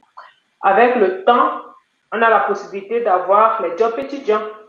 L'étudiant a le droit de travailler, mais c'est bien limité. Je ne sais pas, tu peux me corriger. Est-ce que c'est toujours 120 jours, 120 jours tout à fait, c'est toujours 120 jours en plein temps, 240 jours en temps partiel, dans demi-journée. Et tu as également 90 jours, notamment en un truc. Donc, ça n'a pas changé pour l'instant. Voilà. Et ce que je recommande, c'est de travailler dans le domaine où on est déjà en train d'étudier. C'est-à-dire, moi, par exemple, en médecine, j'ai donc fait des jobs dans la maison de retraite, j'ai fait des jobs à l'hôpital même. Et à la fin, tu peux aussi avoir des attestations par rapport à ça. Au début, c'est pas possible si c'est ailleurs qu'on retrouve quelque chose. Juste pour le début, c'est OK. Mais je vais peut-être faire une parenthèse ici. Les trucs qu'on dit souvent, Putzen, le nettoyage. Voilà. Il faut pas mal me comprendre. Mais il y a la psychologie de l'être humain qui est très importante. Quand on est étudiant et puis qu'on doit après on doit faire certains trucs, il y a certains trucs par lesquels on doit passer. Ça doit être pour une période et ça doit être passager. On ne doit pas prendre ça comme à vie. Tout à fait. Exemple, j'ai un job de nettoyage, ça m'aide à faire certains trucs. Moi aussi, je suis passée par là, c'est bien. Mais ressortez de là très vite parce que ça joue sur le conscient. Bien sûr. Tu ne peux pas être en train de nettoyer la maison des gens et ça ne joue pas dans ta tête. Ça joue beaucoup. Ça joue sur ta valeur, ça joue sur toi. C'est juste une parenthèse qui m'est passée. Tout à fait. C'est très important. Peut-être avant que tu ne continues, sans te couper, je vais m'ajouter quelque chose. C'est ce que j'ai dit en fait. On peut comparer ça également, les amis, dans le cadre de Werkstudent en fait. C'est ce qu'on appelle Student Work en Allemagne, en fait, ceux qui travaillent dans le domaine. C'est clair que quand on vient directement de l'Afrique, on a au début, on est parfois défavorisé parce qu'on n'a pas de notes allemandes. Donc, du coup, on a seulement notre notes qu'on a obtenues à l'étranger, notamment en Afrique. Mais maintenant, quand on gradue en allemand, on est parfois défavorisé au niveau du quota. Ce qui fait que vous pouvez passer dans une période transitoire, comme ce que Dr. Letty a dit. Vraiment, moi je dis pas plus de 2 semestres. Vraiment, si après 2 semestres, il faut quitter ce job-là. Parce que ça va vous aboutir un peu, entre guillemets. C'est automatique. Et il faut aller dans votre domaine rapidement parce que ça va éveiller vos consciences. Même le langage, en fait, que vous allez utiliser, ça va changer. Par exemple, quelqu'un qui commence à bosser dans les maisons de retraite ou peut-être dans les hôpitaux, les petits trucs. Même si vous êtes là-bas, comme, c'est pas moi, assistant, truc, c'est vraiment le vocabulaire qu'on utilise là-bas. Ça va vous impacter de façon positive. Donc, c'est très important, les amis. Il ne faut pas rester là longtemps. Parce qu'il y a beaucoup d'étudiants qui sont là, puisque c'est pas compliqué, puisque ça ne demande pas de trucs. On se connaît dans la communauté. Puisqu'il peut téléphoner en travaillant, puisqu'il est à l'aise, il va rester pendant 6 semestres. Mais après, ça ne va pas t'apporter grand-chose sur ton cursus, en fait. Donc, il faut faire gaffe. C'est ce que je voulais ajouter. Cela. Et à côté de ça, maintenant, il y a la possibilité d'avoir des bourses. Les bourses financées par Ça peut être l'industrie, ça peut être la partie politique ou encore le côté confessionnel ou encore la DAD. Donc, après le premier examen d'État, j'ai donc pu avoir une bourse pareille qui m'a aidé à la continuation des études, mais en même temps, je travaillais, mais de façon un peu plus réduite. C'est bien sûr, c'était une chance parce que les études de médecine sont très exigeantes, c'est très exigeant et ça me permettait de me concentrer un peu plus. Et si vous avez la possibilité de le faire, il faut regarder sur le site, regarder les conditions et envoyer sa candidature, bien sûr. C'est clair. Donc, c'est super. Donc, il y a également une autre question de Nathalie Tchetcha qui dit, c'est quoi la lettre de motivation? Toutes les universités exigent cela. Encore un point. Encore un point. La lettre de motivation, c'est pas obligatoire. Mais à toi de réfléchir comment tu vas augmenter tes chances. Vois un peu. Je ne sais pas si Nathalie était là au début. Les critères pour obtenir la place en médecine, ça diffère étudiants étrangers, étudiants allemands.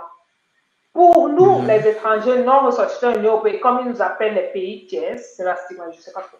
Mais bon, c'est un quota de 5%. Ça, c'est pour nous là-bas. Pour les Allemands, ils ont bien, c'est différent. Il y a 30% des notes seront données à travers les études, la note au bac, 10% ce sont des tests qu'ils feront, 60% c'est l'université qui décide, l'université peut inviter à des entretiens, l'université peut demander une lettre de motivation. Là, c'est leur critère.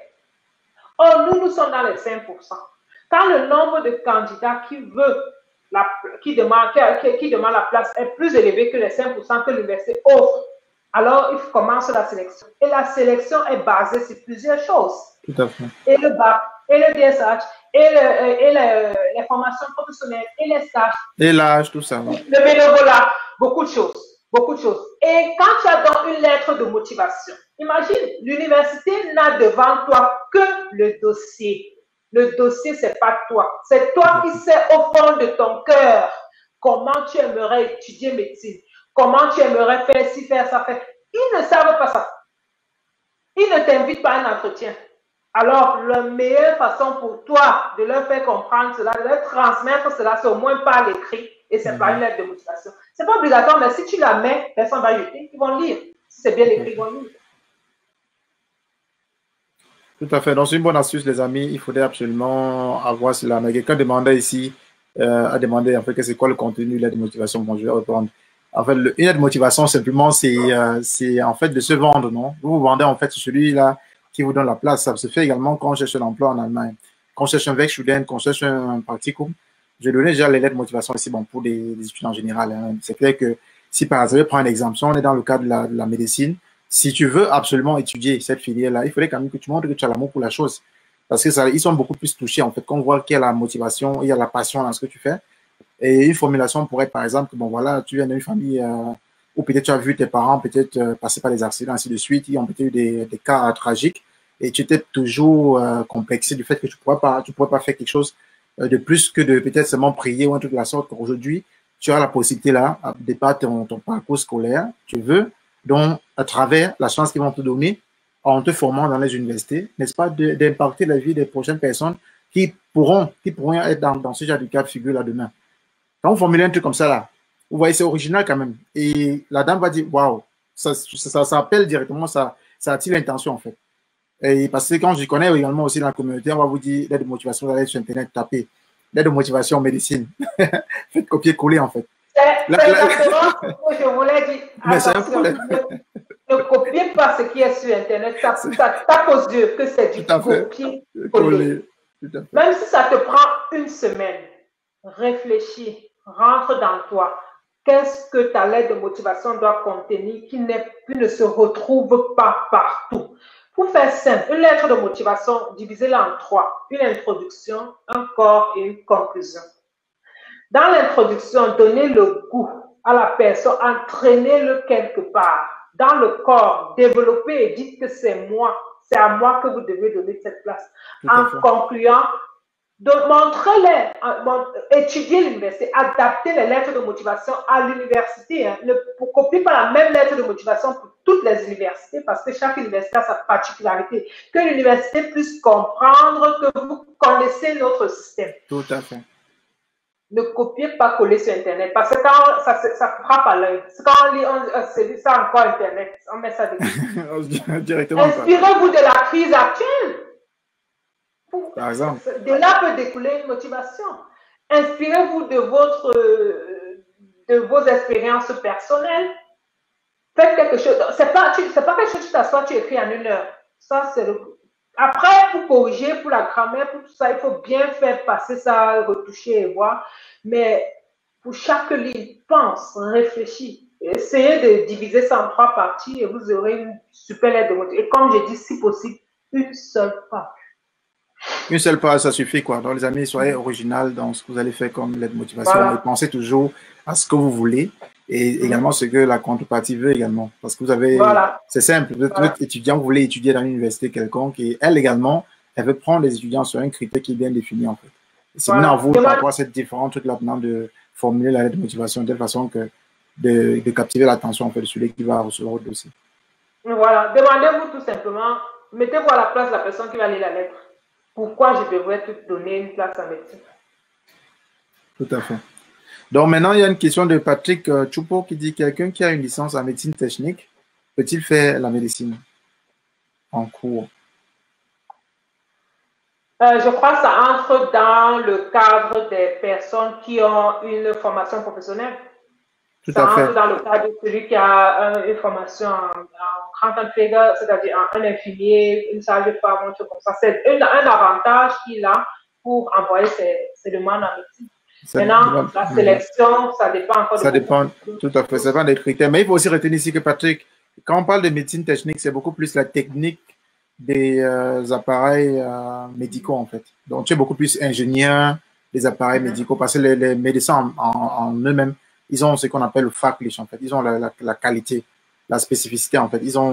Et toi, tu es beaucoup plus parce que les appareils qu'on met dans les bureaux, dans les salles d'opération, ainsi de suite. Moi, j'ai fait une thèse là-dessus en bachelor. Par exemple, ces appareils-là, les médecins n'ont pas forcément besoin de connaître le côté technique, en fait, de ces appareils-là. Voilà. On va seulement les former de comment utiliser, en fait, sur l'utilisation. Maintenant, le côté technique, en fait, c'est donc quelqu'un qui a fait médecine technique, qui connaît les normes, en fait, qui ont dans le cadre médical, ainsi de suite, notamment les interférences, ce genre de trucs, en fait, parce qu'on opère et qu'on l'ouvre quand même. Et si vous avez des appareils qui émettent ce qu'on appelle les EMFO, les ondes électromagnétiques, alors ça peut être, n'est-ce pas, mauvais pour l'enceinte et également pour la personne qu'on est en train d'opérer. Même les lumières, tout ça, l'ICH technique, tout ça va en fait dans le cadre des médecines techniques. Vous êtes un ingénieur en fait dans le cadre là. Parce que c'est vraiment, en Allemagne, c'est détaché. Il y a des gens qui font qui étudient seulement le côté là en fait. C'est une très bonne filière, hein. C'est une très bonne filière, mais sauf que de là à aller étudier médecine, il va falloir encore carrément passer quand même par notre chemin. Et vous savez, en fait, il y a tellement de choses qu'on peut faire. Il y a cette médecine technique, il y a l'informatique appliquée à la médecine. Tout à fait. Il y a beaucoup de choses. Beaucoup. Malheureusement, le patient, vraiment, il ne voit que le médecin. Or, ce n'est pas le médecin seul. Les lampes que j'utilise en salle d'opératoire, le bistouri électrique. La caméra, tout ça. Tout ce avec quoi tu travailles, que ce soit le patient qui est allé en IRM ou au scanner, à la fin, tu as besoin de tout. C'est beaucoup de personnes. Hein. C'est beaucoup de. La sonde, quand tu opères une femme qui a un cancer du sein, pour les nodules, pour les rechercher, il y a une sonde que tu utilises. Nous, on n'a aucune idée. Donc, en fait, ce sont ceux qui font la médecine, ce sont ceux qui viennent donc nous faire former par rapport à ça. Et tout ce qu'on veut, c'est que ça fonctionne. Et quand ça ne fonctionne pas, on les appelle. On leur dit, monsieur, ici, c'est un travail d'ensemble. C'est un travail d'ensemble. Il nous dit comment ça fonctionne, ce qu'il faut faire, ce qu'il ne faut pas faire quand ça ne va pas. Et c'est cet entretien-là, c'est très important parce que souvent, on se retrouve, on a des appareils, mais parce qu'il n'y a personne qui connaît comment l'appareil fonctionne, on ne peut pas l'utiliser, on se dit que c'est en panne. Or, c'est juste un truc d'entretien. Un truc tout à fait, de manipulation, peut-être de paramétrage.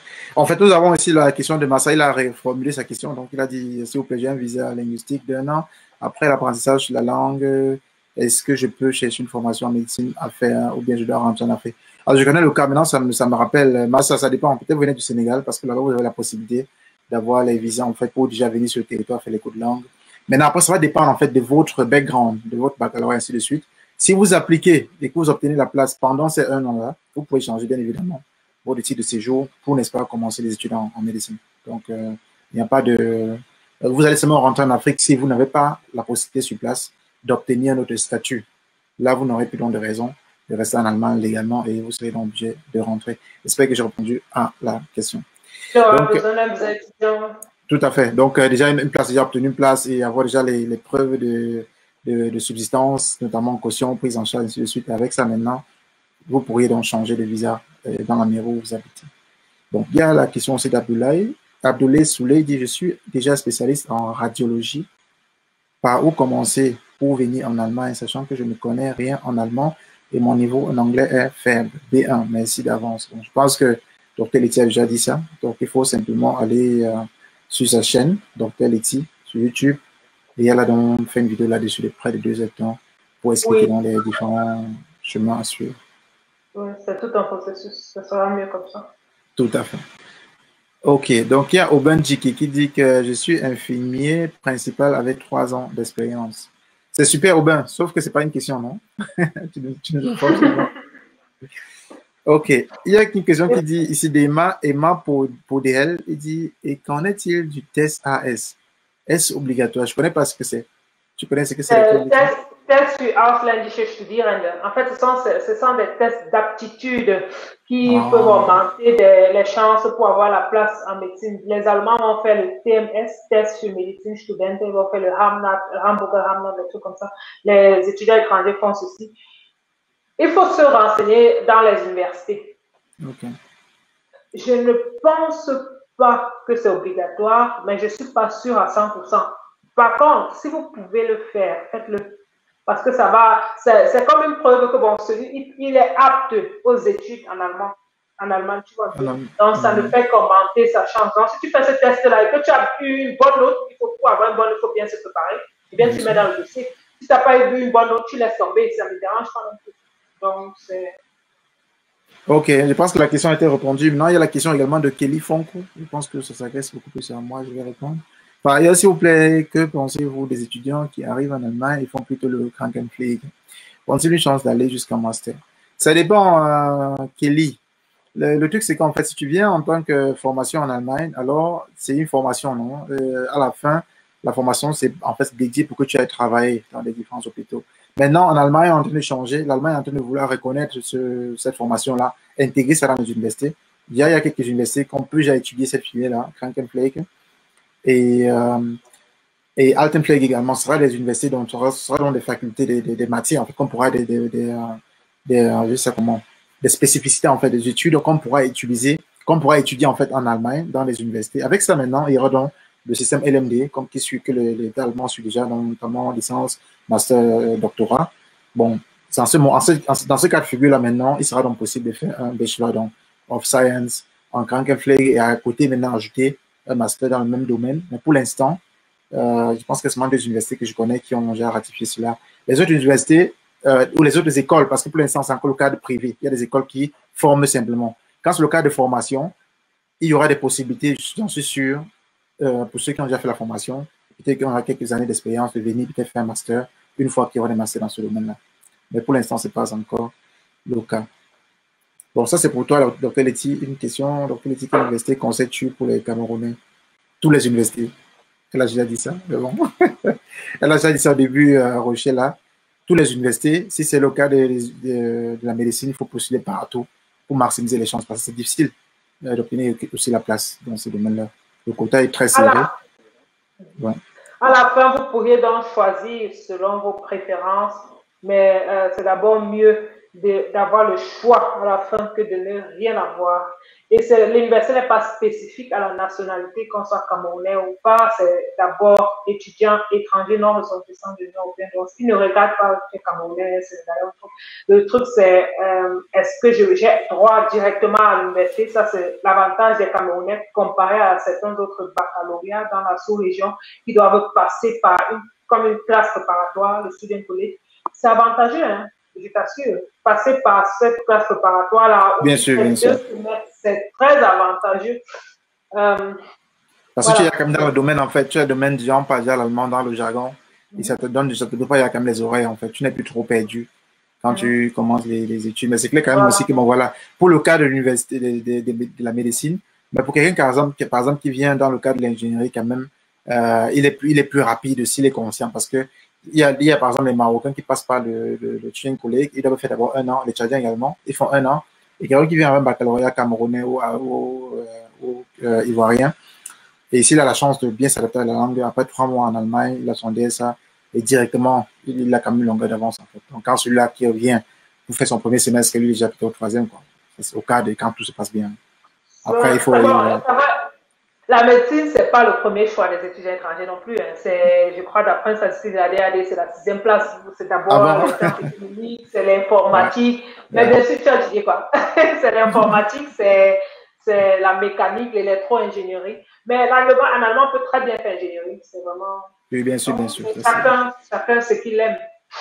Tout à fait. Bon, maintenant, pour ceux qui sont restés jusqu'ici, on est quand même à plus d'1h30 quand même de live, c'est super. Mais les amis, je suis pas content de vous parce que je vois 27 likes seulement sur près de 80 personnes en ligne, c'est pas sérieux ça. Alors que quand on sait que les likes sont gratuits, j'ai l'impression que ce qu'on fait ne m'intéresse pas, quoi. Donc, je comprends pas. Je veux voir les likes monter au moins au même niveau que des gens qui nous regardent, non? Les amis, quand même, franchement, ce qui m'étonne, on te dit que mets un like, c'est gratuit. Donc, quand ça sera donc d'acheter un produit pour encourager quelqu'un, tu vas faire ça. Ça sera chaud. Donc, il y a quelqu'un qui a écrit ici, je pense que c'est qui là, c'est Lamek Bruno. Hallo, ich bin Lamek, ein Arztstudent im 5. hier in Burundi, East Afrika und jetzt lerne ich Deutsch A2. Ich möchte gerne in Deutschland ein Praktikum machen. J'aimerais connaître les formalités. Lamek, on a déjà dit cela dans la chaîne de Torqueliti. À moins que Torqueliti, tu veux ajouter quelque chose? Oui, je crois qu'il m'a contacté par WhatsApp, Lamek, voilà. Okay. Je lui ai fait comprendre qu'on pourra en parler lors de ce live. C'est bien qu'il ait écrit. En fait, il est étudiant en médecine, il veut faire un stage.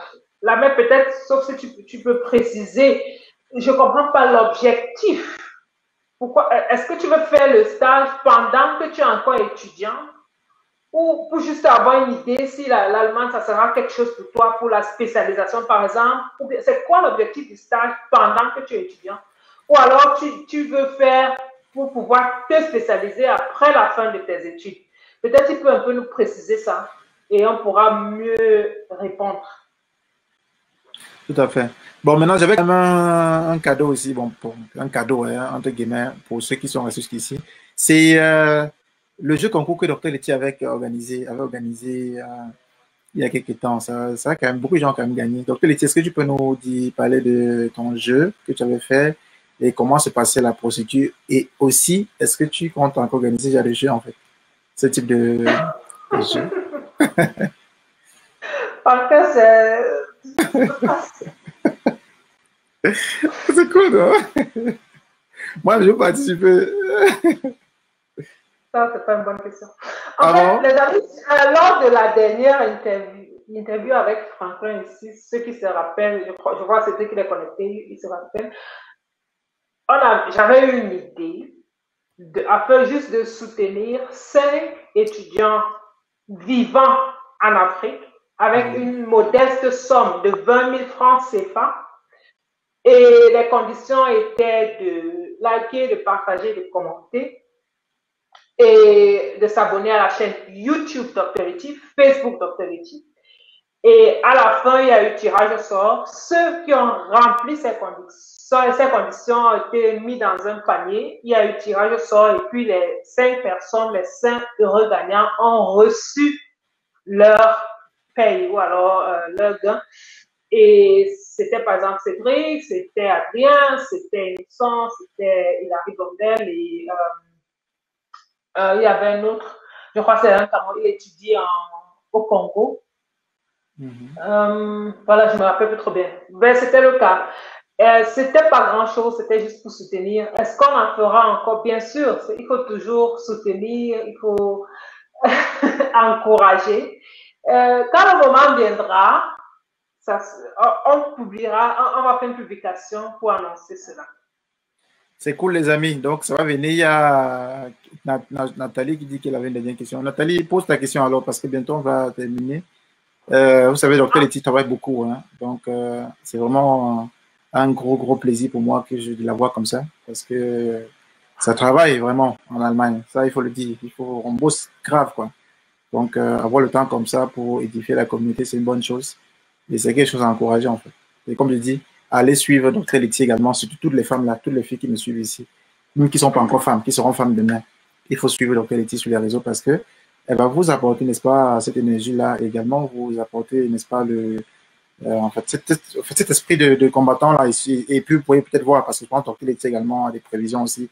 Et elle va également faire, pour moi, dans ses carrières, pourra peut-être en dire plus dans sa chaîne également. Et voilà, quoi, à l'occasion, s'il y a des thématiques que j'estime que c'est bien, on pourra discuter. Je vais toujours l'inviter si elle a le temps, on pourra discuter. Même les hommes, tu parlais de cancer de sein également chez les hommes, Pelletier. Bien sûr. Comment ça se...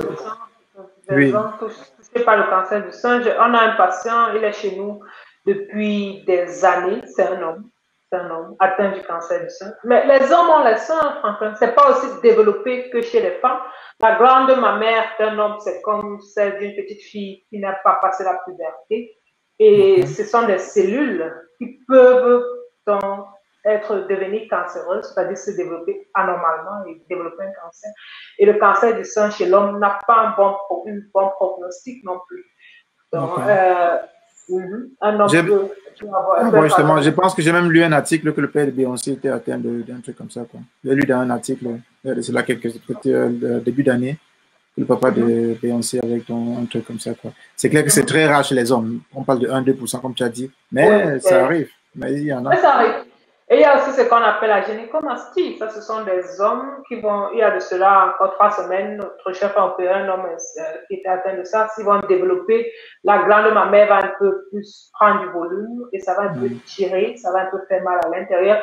Ça, ce sont les hommes adultes. À ne pas confondre, quand un petit garçon est en train de passer la puberté, souvent il a l'impression qu'il prend des seins. C'est différent de ce qui va se développer après 50% s'il n'y a pas de problème. Mais la gynécomastie, après, à l'âge adulte, ça devient gênant pour l'homme aussi parce que là, ça tire, ça lui fait mal. Et c'est aussi très instant. On fera une opération où on va donc retirer cette glande mammaire-là et on va examiner ça en anatomopathologie, l'histologie, qu'on voit, comme je disais, en semestre préclinique en médecine. On va regarder ça sous le microscope pour bien se rassurer que les cellules ne sont pas cancéreuses. Ok. Docteur Letty, la dernière question. Dans la gynécologie, pour sortir, si tu le permets, la gynécologie, ça peut aussi concerner un homme lui-même en tant que personne ou encore son couple. Il peut bien assister, accompagner sa femme pour choisir leur contraception dans l'acheminement de la grossesse et tout le reste, pour être au courant de cela. Et aussi sa fille. Tu vois, quand on est les adolescents, quand on est adolescent, il y a tout dans sa tête. Et il y a souvent des situations de la vie où un homme peut se retrouver veuf. Alors, tu vas assister cette petite fille-là dans son corps va commencer à changer, qu'elle va commencer à ressentir des trucs bizarres, elle va commencer à se demander si elle est normale, la question que se pose beaucoup d'adolescents. Elle va partir, où est-ce qu'elle va se retourner? Si on n'a jamais eu d'intérêt, on va l'envoyer chez qui? Aller demander à qui? Ou elle va aller sur Internet? Et là, il y a du tout et du n'importe quoi, et ça tombe sur du n'importe quoi. Or, si le papa il a quelques notions, ça peut aussi contribuer à le rapprocher de sa fille, puisqu'il comprend son corps, il comprend son corps de femme. Il ne faut pas non plus s'introsper dans la vie des adolescents, il n'aime pas trop ça. Ce qu'on appelle Jugendgynékologie, la gynécologie des adolescents, c'est très intéressant.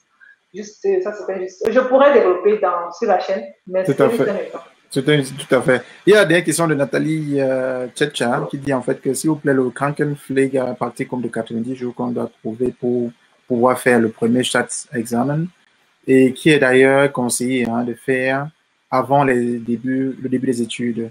Comment les étrangers peuvent le faire? sur cette question? Comme je disais, les stages, c'est pas un problème. Pour avoir la place au stage, c'est pas du tout un problème. Je sais pas pourquoi il dit c'est conseillé de le faire avant les études. Bon, ça dépend de chacun. Je l'ai fait pendant les études. C'est vrai sûrement pour gagner en temps, parce que pendant les études, on n'a peut-être pas le temps. Si vous avez la possibilité de le faire avant les études, c'est tant mieux. On se rend tout simplement à l'hôpital où on est intéressé de faire un truc comme ça. On voit le Pflegeleitung, c'est-à-dire le chef des infirmiers, qui s'occupe des infirmiers, parce que c'est un stage infirmier, purement infirmier.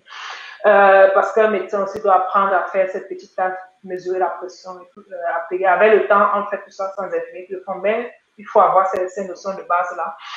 Et dire qu'on est étudiant en médecine, je pense même pas qu'il faut montrer déjà qu'on est vraiment étudiant et qu'on veut donc faire ce stage-là. Et là, on te programme, tu dis tu as combien de temps tu veux faire, si tu veux faire un mois, si tu fais 2 mois, ça dépend. On te programme et tu commences ton stage, on te donne tes horaires, on te dit comment ça va se passer. C'est pas un problème, c'est pas rémunéré. C'est un stage pendant les études de médecine. Rémunéré, c'est l'année pratique à la fin. Celui-là n'est pas rémunéré et tous les autres, c'est pas un problème d'avoir une place pour le stage. Ok, donc c'est pas un souci en fait d'avoir une place pour le stage et c'est ce qu'on va terminer ce live. Et je tiens déjà à te remercier, Dr. Letty, pour ton temps et pour ton énergie surtout hein, que tu apportes, n'est-ce pas, pour contribuer à édifier de plus en plus la communauté. Et je vais te suivre également, Dr. Letty, quand tu vas voir ton cabinet. Peut-être je viendrai sur place faire un live. Pas de problème, j'ai interview, tout à fait. Faire un live interview, montrer un peu les bureaux de Dr. Letty. Voilà quoi, ce sera simplement cool. Parce qu'il y en a beaucoup. Je tiens également à aller. Il y a beaucoup de personnes, hein, il faudrait que je dise également ici. Il y a beaucoup d'Africains hein, qui ont des bureaux ici, qui ont des cabinets qui fonctionnent.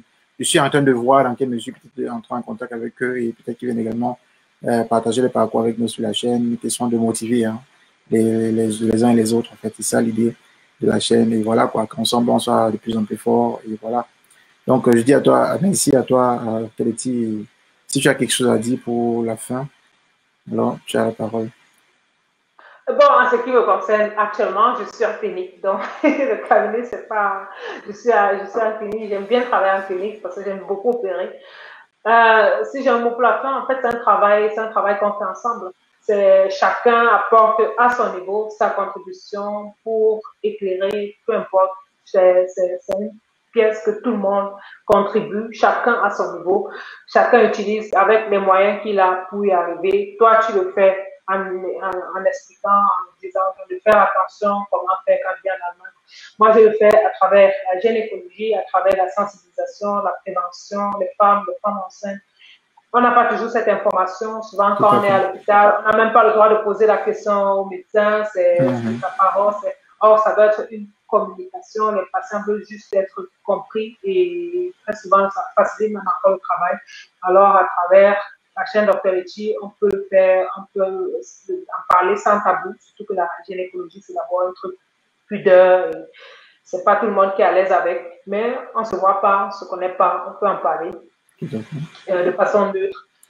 Et je vais souhaiter beaucoup de courage à tous ceux-là qui aspirent à faire médecine. C'est une discipline gratifiante. Toute discipline est gratifiante quand on fait ce qu'on aime. C'est clair. Et les conditions pour y accéder sont certes difficiles, mais je pense que c'est possible et ça vaut le coup d'essayer. Et si ça ne marche pas, c'est pas la fin du monde. On peut regarder ailleurs, on peut faire autre chose en attendant. Le plus important, c'est d'être heureux. Et voilà. Tout à fait. Donc, les amis, merci beaucoup d'être aussi restés, d'avoir accepté, en fait, d'être nombreux à ce live. C'est vraiment super. C'était cool de passer ce temps avec vous. Et vous savez déjà sur la chaîne, les lives, c'est toutes les 2 semaines. Donc, la semaine prochaine, on va venir avec un nouvel invité sur le live pour apporter encore plus de trucs. Et on se retrouve donc dès mercredi pour la prochaine vidéo sur la chaîne. Tu seras interviewé quand? Okay, moi, bon, ça dépend. Il faudrait que je trouve quelqu'un qui va m'interviewer, en fait. Okay. Là, je pourrais... tout à fait. Là, je pourrais... Si tu as un truc sur la chaîne Dr. Letty, on pourra... Il n'y a pas de souci, quoi. On s'en seulement ça sur le temps. Il n'y a pas de problème. Je pourrais partager un peu mon parcours et un peu comment je vois l'Allemagne, comment je vois notre communauté, en fait, en Allemagne, en fait. Moi, je pense que peut-être pour ne pas être très long, c'est que la communauté africaine en Allemagne, on a beaucoup de personnes qui s'en sortent. On a beaucoup de personnes également qui ont des difficultés, qui s'en sortent après des difficultés. Et on a beaucoup de potentiel, mais on n'a pas encore vraiment assez de visibilité, en fait, pour, n'est-ce pas, profiter ou peut-être bien profiter de ces potentiels, en fait. Et c'est ce que je vais ressortir sur cette chaîne, en fait.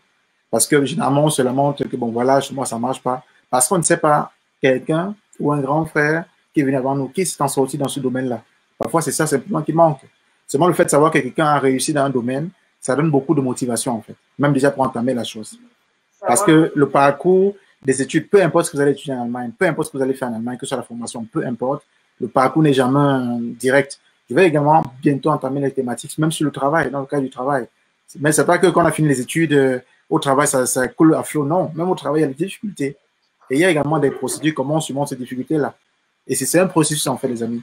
Mais je pense que sur la chaîne, vous aurez toutes les informations à ce niveau-là. Donc, ne vous inquiétez pas. Don't worry. On va apporter beaucoup de contenu et voilà quoi. Donc, sur ce, on se dit donc à la semaine prochaine pour le live et dès mercredi pour la prochaine vidéo sur Réussir en Allemagne. Donc, d'ici à là, bonne soirée à vous et bon début de semaine également. Bye bye. Au revoir à vous tous. Ciao, ciao.